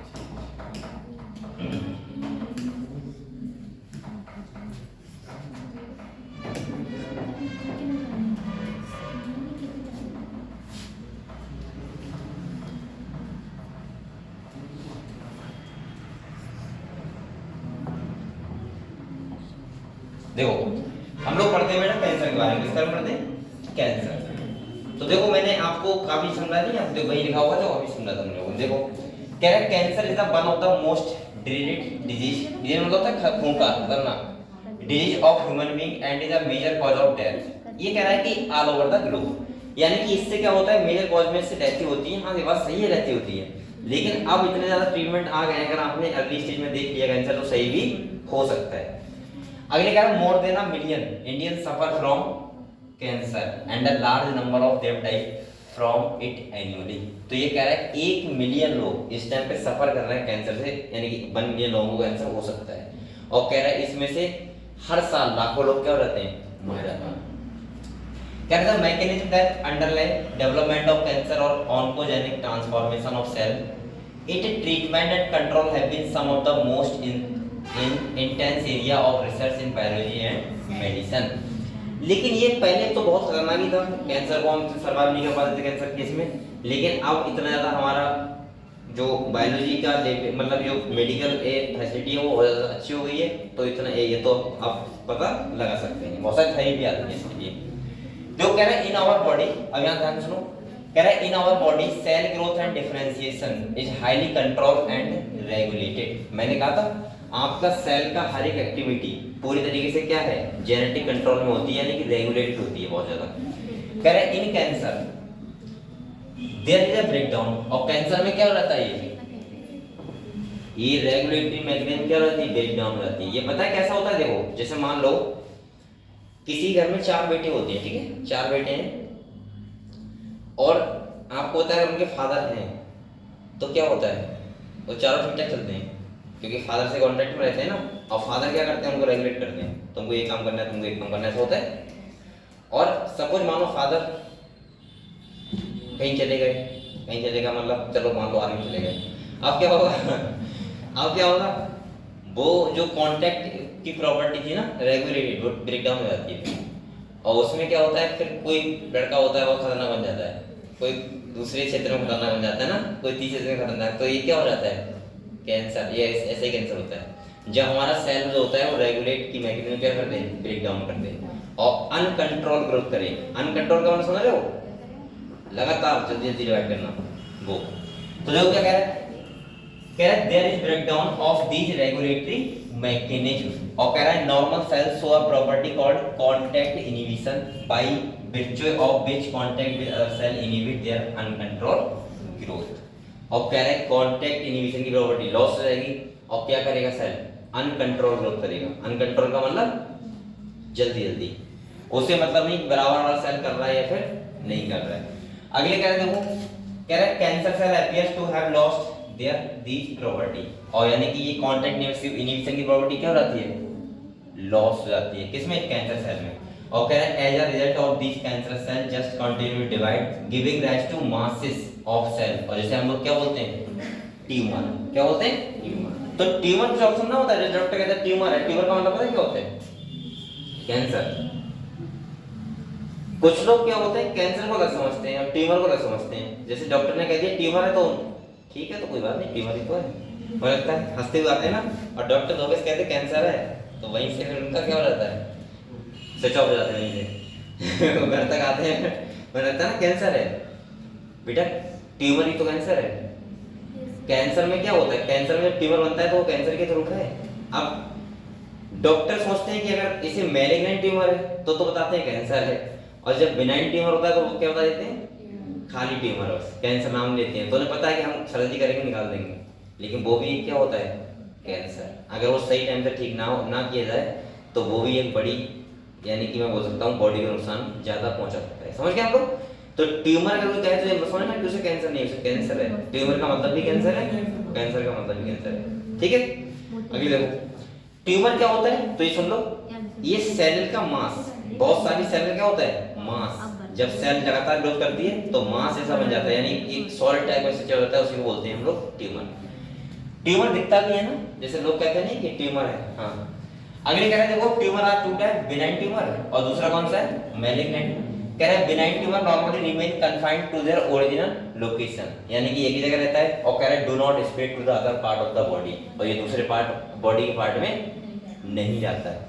अगले कह रहा है बेटा कॉज लिटिल डैमेज, और इससे हमारी बॉडी क्या होता है एक लिटिल डैमेज होता है, छोटा डैमेज होता है। और कह रहा था malignant tumour on the other hand are a mass of proliferative cell called neoplastic or tumour cell. ये क्या करता है नई नई सेलों को लगातार कैंसर स्प्रेड करता है, और हमारी जो नॉर्मल सेल होती है वो भी कैसे सेल में कन्वर्ट हो जाती है न्यूप्लास्टिक यानी कैंसरस सेल में, समझ गए। और कह रहा है बेटा this cell grow very rapidly invading and damaging, और कह रहा है the surrounding normal tissue as this cell actively divide and grow they also starve the normal cell by compacting of vital nutrients. ये नॉर्मल सेल जो होती हैं उनके nutrients को विड्रॉ कर लेते हैं, यानी कि उनको भी मार देते हैं। भाई हो गया ना, ये खतरनाक होता है, खतरनाक एक आदमी तो वो खुद तो बर्बाद होता है, वो दूसरों के मान देखो उसको होता है दूसरों को बर्बाद कर देता है ना। जैसे अगर मान लिया कोई 4 भाई है, एक भाई बहुत खतरनाक वाला है, सही है, तो वो तो हाँ तो क्या चाहिए रजिस्टर, क्या रजिस्टर प्रेजेंट लगाना है।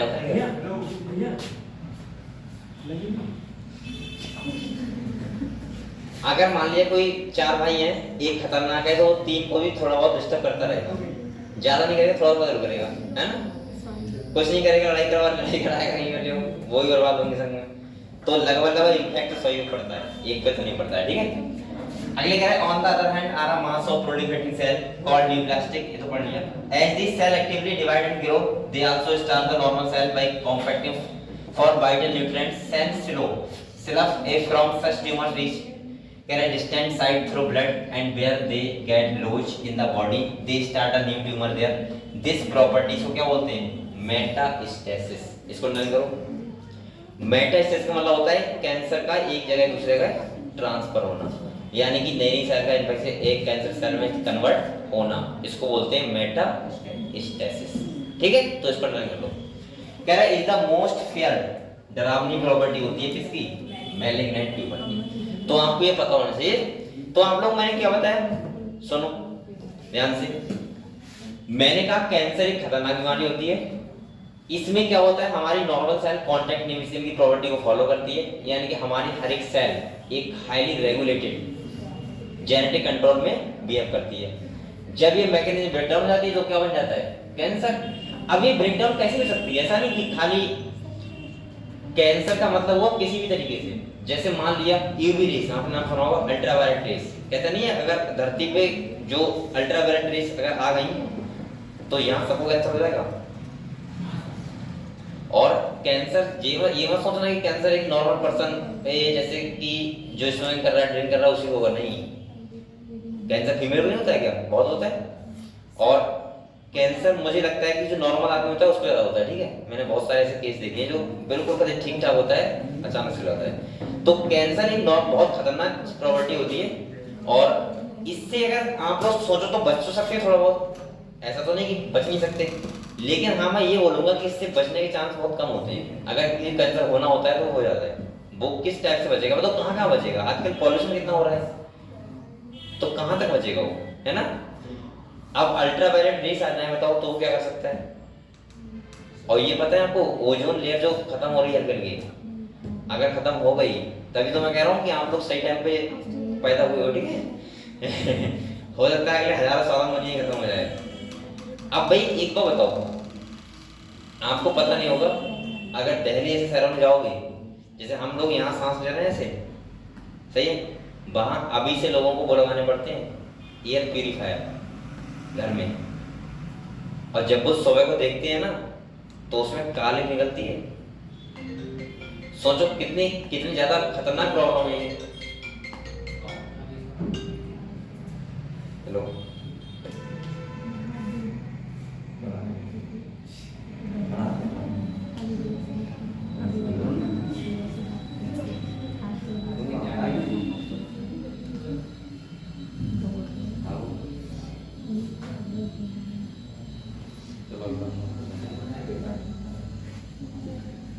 देखो हैं? क्या क्या कहते हैं सामने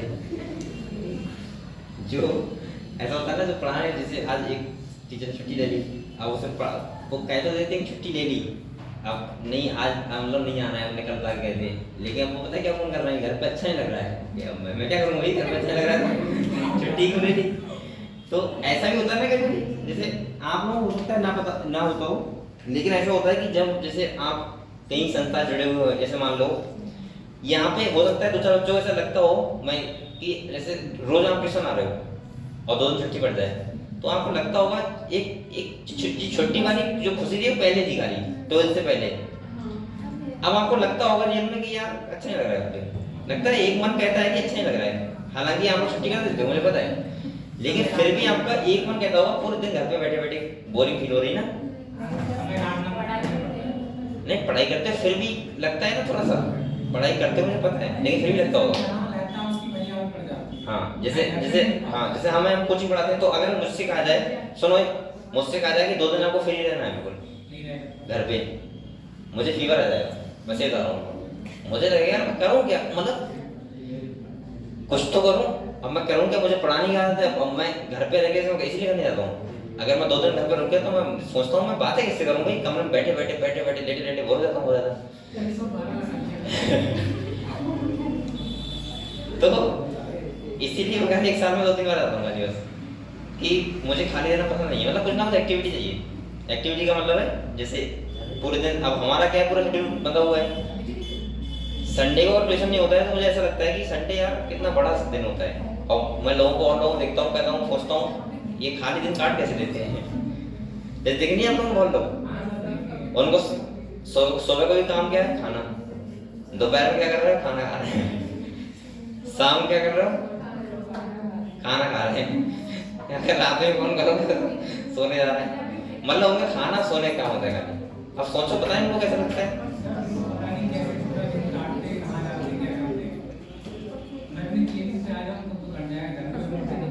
तो वो होता है ना, तो वो इसीलिए फोन कर रहे थे, कहते हैं बात करने की जगह यहाँ कर लेना यहाँ देखो, तो ये समझ गए आप लोग, ये प्रॉपर्टी क्या होती है कैंसर की, कहाँ पे थे कहाँ गए, अब ये देखो कह रहे हैं कॉजेज ऑफ कैंसर, बेटा कैंसर के क्या कारण होते हैं समझे, तो देखो कह रहे हैं transformation of normal cell into cancerous neoplastic cell may be induced by, अब सुन लो ये तो सामने की बात कर रहे हो, देखो तो मुझे डिस्टर्ब हो रहा है, यहाँ देखो ऐसा होता है ना कि अब देखो वो देखो कहाँ है, क्या कर रहा है, उधर बैठे पीछे जाके, तो मैं नहीं कर रहा हूँ, लेकिन बात आता है, यहाँ देखो कह रहा है ये कैंसर से हो सकता है फिजिकल, हो सकता है केमिकल और बायोलॉजिकल एजेंट के द्वारा हो सकता है। फिजिकल जैसे देखो कह रहा है दीज एजेंट आर कॉल्ड, इनको क्या बोलते हैं बेटा, कार्सिनोजन, जो कैंसर करते हैं, तो आप लोग इसे कर लो कार्सिनोजन। अगली कह रहा है देखो कह रहा है आयोनाइजिंग रेडिएशन जैसे एक्स रे, क्या है, and gamma ray, and non ionising radiation जैसे यूवी रे। तभी तो आपको पता है डॉक्टर छोटे बच्चे होते हैं, जो प्रेग्नेंट फीमेल होती है उसको खाली 1 या 2 अल्ट्रासाउंड करवाता है बस, उसके बाद ज्यादा अल्ट्रासाउंड नहीं करवाना चाहिए, क्योंकि वहां से अल्ट्रासाउंड में क्या निकलती है, एक्सरे, और एक्सरे निकलेंगी तो उसका मतलब बच्चे को प्रॉब्लम हो सकती है कैंसर वाली, तो इसीलिए 1 करवाना चाहिए, बहुत बहुत 2 करवाना चाहिए, उससे ज्यादा नहीं करवाना चाहिए, समझ गए। अगले देखो अब कह रहा है leading to neoplastic transformation, the chemical carcinogen क्या हो सकते हैं बेटा, टोबैको हो सकता है, smoke have been identified as a major cause of lungs cancer, तो जो टोबैको होता है ये जो स्मोक करते हैं उनको क्या हो सकता है, लंग्स कैंसर हो सकता है। अगले कह रहा है कैंसर कॉजिंग वायरस भी होते हैं, जैसे ऑन्कोजेनिक वायरस बोलते हैं, क्या बोलते हैं, इसको भी बेटा स्टार नाम यहां पे वो पूछ लेता है कैंसर कॉजिंग वायरस को क्या बोलते हैं, तो इसको बोलते हैं oncogenic virus. Have gene called viral oncogenes, ऐसे जिनको बोलते हैं ऑन्कोजीन्स। कह रहे furthermore several genes called cellular oncogenes, proto-oncogenes have been identified in normal cell, which when activated under certain conditions could lead to oncogenic transformation of the cell। यहाँ सुनो ये बात क्या कर रहा है, देखो हमने फिजिकल कार्सिनोजन देख लिए, हमने केमिकल देख लिए, जैसे कोई स्मोकिंग कर रहा है उससे हो सकता है, एक्सरे हो सकता है, गामा रे हो सकता है, हमने ईवी रे से देख लिया, हमने देख लिया कि कुछ वायरस होते हैं ऑन्कोजेनिक वायरस उससे हो सकता है, लेकिन यहाँ पे एक बात लिखी है देखो सेलुलर ऑन्कोजेन्स, ये क्या है समझो। हमारी बॉडी जो होती है, हमारी सेल होती है, उसके अंदर बहुत सारे जीन, मैं बोल सकता हूँ 50% जीन्स इनएक्टिव फॉर्म में होते हैं। कैसे होते हैं? मतलब उनका कोई काम ही नहीं है। जो जीन्स एक्टिव फॉर्म में हो तो अपना काम कर रहे हैं, समझे आप लोग? अब कोई धोखे से कोई शॉक लग गया, कोई झटका लग गया एकदम से, समझ गए, और वो इनएक्टिव जीन क्या हो गया? एक्टिव। अब आप लोग बताओ, जब आपकी बॉडी ऐसे फिट है और जब कोई जीन एक्टिव होगा तो कोई नई प्रोटीन बनाएगा आपकी बॉडी में, और जो नया चीज बनेगा वही क्या होगा? कैंसर। तो कैंसर अपने आप भी हो सकता है, आदमी की गलती नहीं है तब भी हो सकता है, क्योंकि उसके जीन भाई कंट्रोल उसके हाथ में करना है। अब धोखे से हो जाए तो क्या करे? कोई क्या करे बताओ? हो जाएगा। तो ऐसा भी हो सकता है। इसीलिए मैं कह रहा हूं कि कैंसर एक ऐसी बीमारी है जिसको हम बच नहीं सकते। मतलब बचने का मतलब बचे तो रहेंगे जिंदगी भर, लेकिन अगर होने को होगा तो हो जाएगा। उसका कोई सॉल्यूशन नहीं है कि हम बच ही जाएंगे। भाई आपको ना तो इमेज दिख रही कहाँ आ रही है, ना तो आपको ये दिख रहा है कि मैं एक्सरे करवा रहा हूँ, करवाना है, जब कोई प्रॉब्लम है तो करवाओगे, उससे ना पता है। तीसरा, हाँ ये अपने हाथ में है कि टोबैको हो गया, स्मोकिंग हो गया, ना करे पर्सन। चौथा, ऑन्कोजेनिक वायरस नहीं, हमें नहीं दिख रहा है कहाँ पे घूम रहा है। पांचवा, हमारे जीन्स हैं वो एक्टिव कब हो जाए हमें क्या पता, हमारा बॉडी चल रहा है। तो इसका मतलब ये है कि कैंसर किसी को भी कभी भी हो सकता है। आगे देखो, अब ये कह रहा है कैंसर को हम डिटेक्ट कैसे करें या डायग्नोस कैसे करें। तो देखो बेटा, कह रहा है cancer detection and diagnosis. Diagnose का मतलब क्या होता है? डायग्नोस का मतलब क्या होता है? पहचान करना। कर दो, कहते हैं डिजीज को डायग्नोस करो, पता लगाओ डिजीज क्या है, ठीक है। अब देखो कह रहा है early detection of cancer is essential as it allow the disease to to be treated successfully in many cases. ये कहना चाह रहा है कि ऐसी डिजीज हैं, एड्स हो गया, कैंसर हो गया, इन सब में क्या होता है, अगर हमें जल्दी स्टेज में पता लग जाता है तो हम इनको सही कर सकते हैं, यानी कि इनसे बच सकते हैं, ठीक है। अब ऐसा नहीं है कि आपको जुकाम हो जाए, आप कहो मैं तो पीसीआर करवाने जा रहा हूँ सही है, या किसी को धोखे से कोई क्या हो जाए, फीवर आ जाए, आप कहो मैं जा रहा हूँ लेजर करवाने, ऐसे में चलेगा ना। मैं कहना चाह रहा हूँ जो खतरनाक बीमारी होती है, जैसे किसी को एड्स हो जाए, किसी को कैंसर हो जाए, तो वहां पे हमें पीसीआर वगैरह करवा लेना चाहिए। अगले कह रहा है cancer detection is based on biopsy and histopathology. Biopsy का समझते हो आप लोग? दो पता है क्या करेंगे, आपकी बॉडी, अब जहाँ कैंसर होगा उसकी कुछ सेल लेंगे, कुछ सेक्शन काटेंगे और उसको लैब में जाकर क्या करेंगे, स्टडी करेंगे, उसको बोलते हैं बायोप्सी। और कह रहे हैं study of the tissue and blood and bone marrow test for increase cell count in the case of leukaemia. जब ल्यूकेमिया होती है तो क्या होता है, डब्ल्यूबीसी काउंट बढ़ जाता है। कह रहे हैं इन बायोप्सी, अच्छा डब्ल्यूबीसी काउंट बढ़ना भी नुकसानदायक होता है, कम होना भी खतरनाक होता है, कोई भी चीज का नॉर्मल स्टेज में रहना चाहिए, ठीक है। अगले कह रहा है बेटा a in biopsy a piece of the suspected tissue लिखा है, it cut into the section is stain and examined under microscope. यानी कि सिंपल सा कह रहा है, बायोप्सी का मतलब होता है कि हमारी बॉडी का वो टिश्यू लेंगे और टिश्यू को लेके और वो क्या करेंगे, उसको कट करेंगे, मतलब लेंगे और उसको लैब में क्या करेंगे, स्टडी करेंगे। और कह रहा है ए बाई अ पैथोलॉजिस्ट ही करेंगे, कोई हम तो ना करेंगे। Technique like radiography use X ray का यूज करते हैं, सीटी स्कैन आपने नाम सुना होगा ना, सीटी स्कैन नाम सुना है, उसका मतलब होता है कंप्यूटेड टोमोग्राफी, ये लिखा है फुल फॉर्म होता है। और एक होता है एमआरआई, क्या होता है, ये इसका मतलब होता है magnetic resonance imaging, full form कर लो इनका, सब लोग शॉर्ट में बोलते हैं, सीटी स्कैन करवाने जा रहे हैं, आपने जानते हैं दोनों डिफरेंस क्या है सीटी स्कैन और एमआरआई में? सीटी स्कैन ब्रेन का होता है, एमआरआई पूरी बॉडी का होता है, वो देखा है आपने मशीन ऐसा निकल जाती है अंदर की तरफ, है ना सर उसमें बहुत डर लगता है। तुम गई हो? अच्छा भाई डरने की बात तो है, हैं बांध देते हैं, दर्द होने लगता है, हैं तो इनने बहुत गाड़ी उसमें दवाई डाली नस में, किसमें, नस में, किनके, जैसे सीटी स्कैन कराया तुमने? अच्छा, हालांकि यहाँ पे सीटी स्कैन एमआरआई किसी का हो चुका है, एमआरआई किसी का हुआ है, सीटी स्कैन हुआ है। अच्छा उस मशीन में वो गया है क्या अंदर? अरे नहीं एमआरआई वाली में, उसी से होती है। अच्छा तो उसमें डर लगता होगा ना, अंदर कुछ चलता है क्या? सर बहुत बड़ी मशीन आवाज करता है, आवाज करता है, बहुत बड़ी मशीन होती है। स्लो में चलता है।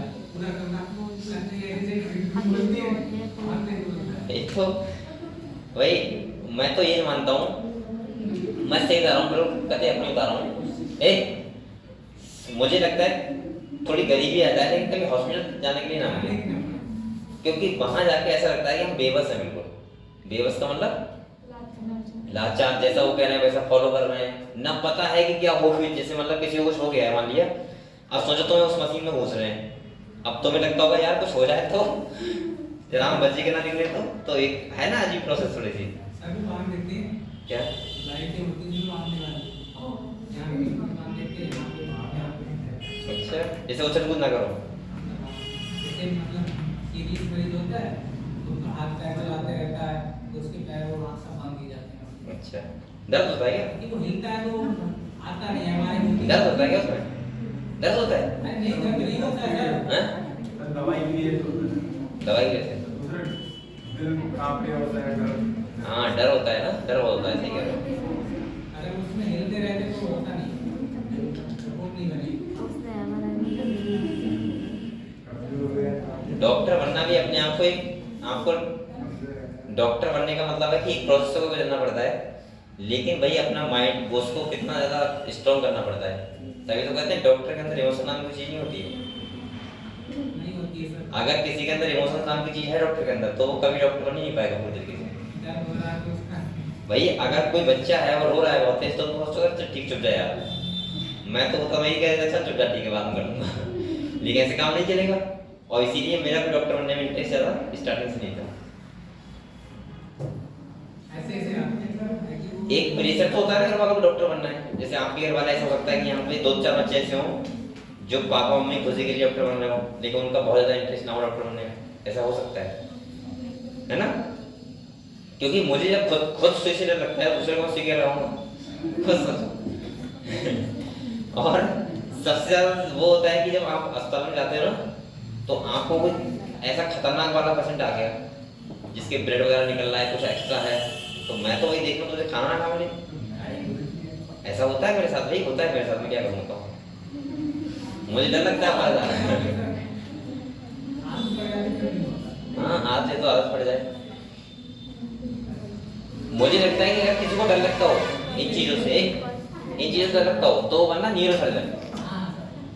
अगर किसी को ऐसे डर लग रहा है जैसे ब्लड से या किसी को कुछ काटना है ऐसे डर लग रहा है, तो आप जाना न्यूरो सर्जन वाली लाइन में, और मैं जाता तो उसी में जाता न्यूरो सर्जन में। सबसे ज़्यादा रुपया भी है, सबसे ज़्यादा पैसा है न्यूरो सर्जन में, आपको पता है ये बात? और न्यूरो सर्जन का सबसे ज़्यादा। और दूसरा सुनो, आपको वो चीज़ से बच के रहना है, बस पागलों को बीच रहना है खाली। भाई न्यूरो सर्जन मतलब यही है कि पागल पेशेंट आएंगे ज़्यादातर, उनसे बचना है आपको, सही है? कहीं तुम भी पागल हो जाओ तो आपको पता है न्यूरो सर्जन जैसे ये है, यहाँ पे कौन रट के लिखी तुम्हें? डॉक्टर आके यहाँ चाहिए पूरा एक वो भी तो है शरीर पूरा 36 अगले सतीश, 30 भाई सबसे पुराने हैं सही चल रहा था। सतीश चंद्र। आपको पता है उनके यहाँ डॉक्टर है। अगर एक बार मैं एक पेशेंट को लेके गया था, तो मतलब आ रहा था तो मुझसे बोला कि वहाँ चले जाना, पर्चा लगवाने बताएंगे, तो बेटा उसका नंबर सोचो इतनी बात आया ना कि उसे 2-3 बज गए थे सुबह के आए हुए, इतना ज़्यादा खतरनाक सोचो। कहाँ तो चिल्लाता है ये हुआ क्या मतलब चिल्लाता है, चीखता बहुत तेज है। तो वो तो न्यूरो सर्जन तो भाई तुम समझ सकते हो ब्रेन के डॉक्टर होते हैं। कुछ देखो हर टाइप के ब्रेन के होते हैं, कुछ लोग ऐसे होते हैं बहुत अच्छे होते हैं लेकिन ब्रेन की थोड़ा प्रॉब्लम होता है उन्हें, मतलब पागल वाला नहीं बता रहा हूँ, वैसे बता रहा हूँ। बहुत सारी चीज़ों से होता है ना, आपको लगता है कि जो अगर आप जो कुछ हाईली स्टडी करोगे जब आगे जाके तो आपको पता लगेगा भाई हमारा पूरे बॉडी कंट्रोल ब्रेन से होता है। आपने बहुत सारे केस ऐसे देखे होंगे, जैसे किसी को आपने एक नाम सुना होगा दौरा पड़ रहा है, किसी को ऐसे बोलते हैं, या आपने देखा होगा कि किसी को एकदम चक्कर आ गया, किसी को ऐसा लगता है कि भूतों वाली ज्यादा है, ऐसा लगता है, वो सब ब्रेन का खेल होता है। किसका होता है? ब्रेन का। ये ऐसा कुछ सच्चाई में है नहीं ऐसा कुछ भी। अब आप कहोगे सर मैंने तो देखा एक पे आ गए थे वो बेटा आ नहीं गए थे। तो अगर तुम सही से स्टडी करोगे इसको तो मैं थोड़ा बताऊंगा आपको, ये चीजें आपने देखी होंगी महानगरों और ये ऊंचे शहरों में कम होती हैं, ये कहाँ ज्यादा होती हैं? गाँव में। देखा जाए तो गाँव में लगता है हर 5 में आदमी भूत आता है, ठीक है वो होता क्यों पता है, मैं आपको कभी टाइम मिलेगा तो डिटेल में बताऊंगा, चीज समझाऊंगा, ठीक है। उसमें ऐसा होता है कि लोग जो होते हैं जैसे जैसे जो जिस पे आता है वो सही बोल रहा होता है, झूठ नहीं बोलता है, वो सही वास्तव में होता है, लेकिन एक्चुअली में तो सोच रहा है कि उस पर कोई बजरंगबली आ गया तो वो नहीं आया, वो उसका ब्रेन ये मान लेता है कि मेरे साथ कितने लोग हैं, 2, एक मैं हूँ और एक कोई और है। ये हमारी सब ब्रेन की प्रोसेस होती है। जैसे आप सपने में मान लेते हो कि हम मर गए, होता नहीं था, और आप 100% मान लेते हो मर गए, ऐसा ना कि और तुम जब सोचते हो हाँ भैया ऐसा होता है, बहुत सारा सपने हुआ एक दो, कभी कभी तो खुद की चिता को आग लगा देते हैं और उसके बाद लगता है ले हो गया था, ले बहुत कूद रहे थे ना, हो गया था। सर ऐसा भी तो होता है, अगर मान लो किसी को दौड़े आ रहा है तो भी चक्कर में मतलब फूल वाला मतलब वो किसी जानवर को दिखाया सही भी हो जाता है। मैं बताऊंगा, ये मुझे बता, तुम लोग ये क्वेश्चन करोगे तो मैं बताता कि किसी तांत्रिक दिखाया सही हो गया। नहीं कुछ होता है, सुनो तो कुछ नहीं होता, ये मैं आपको बता रहा हूँ, पूरा एक काम करता है हमारी मेंटलिटी पे, और जो जिसको होता है वो ठीक होता है, वो ठीक बोलता है, गलत नहीं बोलता है, वो गलत बात बोल रहा है, वो ऐसा नहीं कि नौटंकी कर रहा है, नौटंकी नहीं कर रहा है, वो ठीक कर रहा है जो कर रहा है, लेकिन वो उसके ब्रेन की प्रोसेस होता है। आपको कह रहे सही रहता है, देखो एक मैं आपको एक्सपेरिमेंट बता रहा हूँ, खाली एक्सपेरिमेंट सुनो, बुक का सही रहता है। जब हम किसी चीज को मान लेते हैं ना कि यहाँ जाके ये काम हो जाएगा, तो वो काम 80% तो उस टाइम हो चुका होता है। सुनो, जैसे एक एक्सपेरिमेंट हुआ था, तो उन्होंने क्या किया, एक आदमी को बैठाया, और पता है क्या बोले, ये रियल का एक्सपेरिमेंट है, तो आप समझ में आ जाएगा, झूठी बात नहीं। सुनो, उससे वो ये कह रहे थे कि हम क्या करेंगे, एक सांप होगा अजगर, उससे एक पर्सन को कटवाएंगे, उसको बता दिया था ये बात कि तुम्हें एक सांप से कटवाएंगे, और सांप से कटवाने के बाद तुम्हें मतलब सजा थी एक आदमी की कि वो मारा जाएगा, कि वो मारा जाएगा, ठीक है, सांप के काटने से मारा जाएगा। अब भाई आदमी को तो मरना ही है, अब उससे क्या फांसी लगाएंगे तब भी मरेगा, उसने सोचा चलो सांप काट लेगा, उससे क्या थोड़ा दर्द होगा, बस तुम खत्म हो जाओगे, तो उन्होंने सोचा ये अच्छा है सांप काट, उसकी आंखें बांध दी गई, उसको पता है कटवाया, लेकिन सांप से नहीं, एक नीडल से खाली छेद दिया था। तो पता है क्या हुआ, जब साइंटिस्ट ने उसके ब्लड को चेक किया तो उसके ब्लड में जहर निकला था, बल्कि सांप ने काटा नहीं था, उसके बॉडी ने मान लिया था कि सांप ने काट लिया है। और ये रियल का एक्सपेरिमेंट बता रहा हूँ। हाँ, अब सुनो, यही चीज वहां फॉलो करती है। जैसे कोई पर्सन होता है इस डिजीज का, और तुम उससे कह दो कि ये पर्सन तुम्हें ठीक कर देगा, तो उसका जो अंदर जो वो होता है ना, एक जो वो बहम नहीं, बहुत हाई लेवल पे पहुंच के बता रहा हूँ, बहुत हाई लेवल पहुंच जाता है वो हल्के हल्के उसको लगता है कि ठीक कर देगा, और वो हल्के ठीक हल्के ठीक हो जाता है।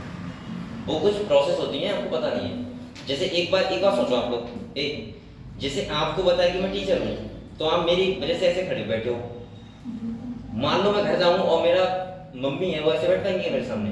नहीं, यही होता है बस वहां पर, क्योंकि मम्मी को पता है हमारा बेटा है, टीचर होगा, अपने लिए होगा, लेकिन अब तुमको बताया कि मैं टीचर हूँ, तो आप मेरी बात मान रहे हो, आप लोग खूब अच्छे से मान रहे हो, लेकिन अगर मैं अपने घर पे ऐसे कहूँ, हाँ ऐसे कहो, तो नहीं करेंगे ऐसे, सही, मुझे डांट देंगे बेटा। तो ये क्या होता है, एक प्रोसेस होता है, सब कुछ प्रोसेस होता है। जैसे कोई कह रहा है कि पानी किसी को पिलाओ और सही हो जाएगा वास्तव में उस टाइम के लिए, क्योंकि उसे पानी पिलाया, उसे पता है पानी पीने से हम सही हो जाएंगे।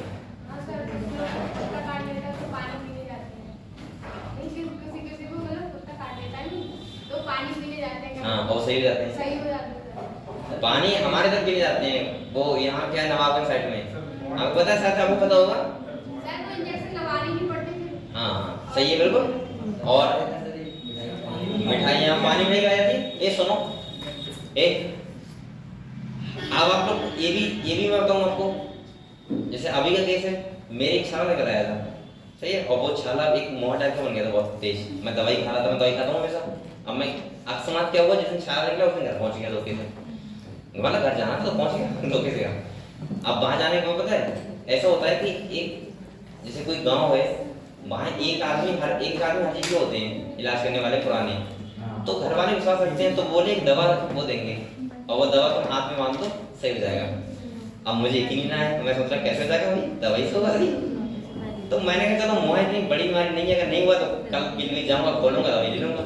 एक बात मान लेता हूँ, मैंने वो मान लिया 100% से बता रहा हूँ, मैं अगले दिन से हो गया हूँ बिना दवाई खाए। और मैं यहाँ होता 100 रुपये दवाई खा लेता। अरे आप लोग जा कहाँ रहे हो बेटा, अभी पढ़ो, अब रात में 9 बजे हाँ, लेकिन हमारा मन मानता है ना कि वो हो जाएगा सही, तो हो जाता है। बहुत सारी चीजें ऐसी होती हैं। आपने ऐसी नाम सुना होगा, सुनो सुनो सुनो, आपने ऐसे नाम सुना होगा जैसे आप घर से बाहर रह रहे हो, सही है, हाँ सर। और घर से बाहर रह रहे हो और आपको अपनी मम्मी की याद आ रही है और आपको फीवर आ जाए, मैं गारंटी से कह रहा हूँ घर से रहना ठीक हो जाओगे बिना दवाई खाए। ये बात मानो। तो बहुत सारी चीजें ऐसी होती हैं, ठीक है, इनको डिटेल में बताऊंगा मैं आपको। ये सब हमारे ब्रेन का खेल होता है। ये सब लॉजिक है। यहाँ देखो, एक पहले समझ लो आपको, ये पूरा तो करो, कर दो, बैग लेके पिट जाओगे यहाँ देखो, कह रहा है detect cancer of the internal organ, computed tomography yield X ray. इसमें क्या होता है, एक्सरे होता है to generate a 3 dimensional image of the internal of an object. MRI, अरे बातें कर रहा हूँ भाई, मैं क्या बोल रहा हूँ यहाँ पे। अगले कह रहे हैं a MRI use strong magnetic field and non ionising radiation to accurately detect pathological and physiological change in living tissue. तो आपको पता है एमआरआई में क्या होता है, एक मैग्नेटिक फील्ड होता है, उसमें हमारी बॉडी को भेजा जाता है और वो क्या करता है, पूरा हमारी इंटरनल ऑर्गन का डिटेक्ट करता है, उनका स्ट्रक्चर को बताता है। अगले देखो, अब तो ऐसी टेक्निक आ गई है, आपको पता है, अगर किसी के जैसे हार्ट है, उसके अंदर देखना है तो कैमरा डाल देते हैं अंदर, किसी पता नहीं कैसे डालते हैं, नस के थ्रू ऐसे पूरी वीडियो बना देते हैं और वीडियो में दिखा देंगे देखो तुम्हारा हार्ट ऐसे क्या प्रॉब्लम है, अंदर से मतलब बॉडी में पता लग जाएगा सब कुछ कैसे चल रहा है, पूरी फिल्म बन जाती है। उसका खर्चा आता है अच्छा खासा। हाँ 5 मिनट और चले जाना, यहाँ तक पढ़ने हम लोग इतना बचा है खाली, बताओ सही है। फिर हम लोग कल से स्टार्ट करेंगे क्या, ड्रग्स एंड एल्कोहल एब्यूज। और कल के टॉपिक में खत्म करेंगे, ड्रग्स का बनाऊंगा और मैं एल्कोहल की क्या प्रॉब्लम हो सकती है, क्या अच्छाइयाँ होती हैं, सब बताऊंगा, ठीक है। खाली प्रॉब्लम बताऊंगा, अच्छाइयाँ बताऊंगा, ठीक है। तो आप लोग कल का लेक्चर में समझ करना। यहाँ देखो आप लोग कहाँ पे हम लोग, हाँ ये पढ़ लो चलो। कह रहा है antibody against cancer specific antigen are also used for detection of certain cancer. ये पता है टेक्निक कौन सी होती है, एलाइजा। एलाइजा में पता क्या करते हैं, देखो एक बार सुनो बेटा, यहाँ एलाइजा में एंटीजन एंटीबॉडी डिटेक्शन करवाते हैं। जैसे मान लो मैंने कोई एंटीजन डाला और तुम्हारे अंदर अगर एंटीबॉडी बन रही है, इसका मतलब क्या है कि तुमको वो डिसऑर्डर है, समझ गए। अब देखो अगले कह रहा है technique of molecular biology can be applied to detect genes in individuals with inherited susceptibility to certain cancer. Identification of such genes which predispose an individual to certain cancers may be very helpful in prevention of cancer. Such individuals may be advised to avoid exposure to particular carcinogen to which they are susceptible, जैसे tobacco smoke in the case of lungs cancer. हालांकि कुछ चीजें ऐसी होती है जो हमें avoid करनी चाहिए और जिससे अगले कैंसर ना हो। अगले कह रहे हैं ट्रीटमेंट क्या हो सकता है, तो मैंने कहा था बहुत सारी थेरेपी होती हैं। आपने देखा होगा जिसको कैंसर हो जाता है अगर अस्पताल में ले जा रहे हैं तो उसके बाल गिर जाएंगे सारे, क्योंकि उसको थेरेपी करवाई जाती है बहुत सारी और उनसे होकर गुजरना पड़ता है, तो हेयर लॉस एनीमिया वगैरह प्रॉब्लम हो जाती है, ठीक है। तो देखो कह रहे थे common approach of for treatment of cancer are surgery. सबसे पहले तो आदमी सर्जरी करवाता है अगर सही हो जाए तो। अगले कह रहा है रेडिएशन थेरेपी एंड इम्यूनोथेरेपी। कह रहा है in radiotherapy tumour cell are irradiate lethally taking proper care of the normal tissue surrounding the tumour mass. इसमें क्या होता है भाई, देखो एक थेरेपी में क्या होता है, जैसे मान ली कहीं पे कैंसर है किसी को पता है तो हम उन सेल को डेड कर देते हैं, क्या कर देते हैं, डेड, जिससे वो नॉर्मल सेल में और सेलों में ना फैले। तो अगले कह रहा है देखो सेवरल कीमोथेरेपी थेरेपेटिक ड्रग्स होते हैं are used to kill cancer cell, लिखा है some of these are specific of particular tumours. Majority of drugs have side effect like, अब इनके साइड इफेक्ट भी होते हैं, अगर सही भी पर्सन हो जाएगा तो ये प्रॉब्लम हो सकती है, उसे हेयर लॉस हो जाएगा, उसका एनीमिया हो सकता है। और कह रहा है most cancer are treated by combination of surgery, radiotherapy and chemotherapy. मतलब डॉक्टर क्या करते हैं, सर्जरी भी करते हैं, साथ में रेडियोथेरेपी भी करते हैं और साथ में कीमोथेरेपी करते हैं, सही है, तब कैंसर को सही किया जा सकता है।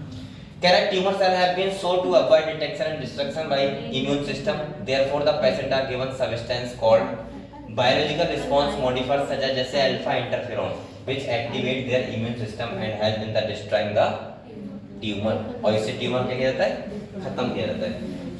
सुन लो, तो कैंसर में मैंने क्या बताया, कैंसर में क्या होता है, खतरनाक बीमारी होती है। कैंसर में जब कोई सेल हमारी कांटेक्ट इनहिबिशन की प्रॉपर्टी लॉस कर देती है, अनकंट्रोल ग्रोथ करती है, तो क्या होता है, कैंसर होता है। और कैंसर में दो टाइप के ट्यूमर बनते हैं, एक होता है बिनाइन ट्यूमर और एक होता है मैलिग्नेंट। बिनाइन ट्यूमर कौन सा होता है, जो एक ही जगह पर रहता है, सर्जिकल सही हो सकता है, और बिनाइन ट्यूमर के पास एक प्रॉपर्टी होती है मेटास्टेसिस, और मेटास्टेसिस प्रॉपर्टी क्या बोलते हैं, alternation of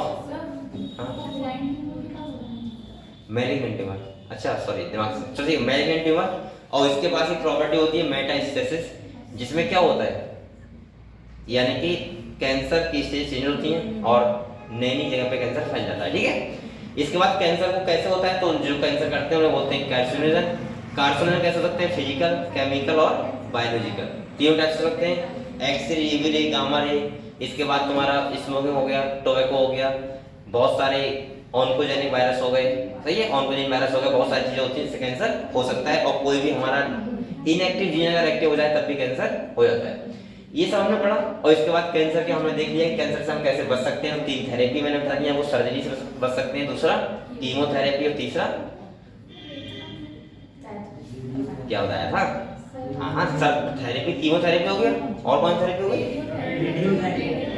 radiotherapy, sorry radiotherapy और सर्जरी के द्वारा इनको मिला के हम कैंसर को ठीक कर सकते हैं, ठीक है। अब हम लोग कल ये चैप्टर खत्म कर देंगे और पढ़ेंगे ड्रग एंड अल्कोहल अब्यूज। कल मैं आपको बताऊंगा कि ड्रग्स के और अल्कोहल के क्या क्या नुकसान होते हैं, ठीक है। चलो ठीक है।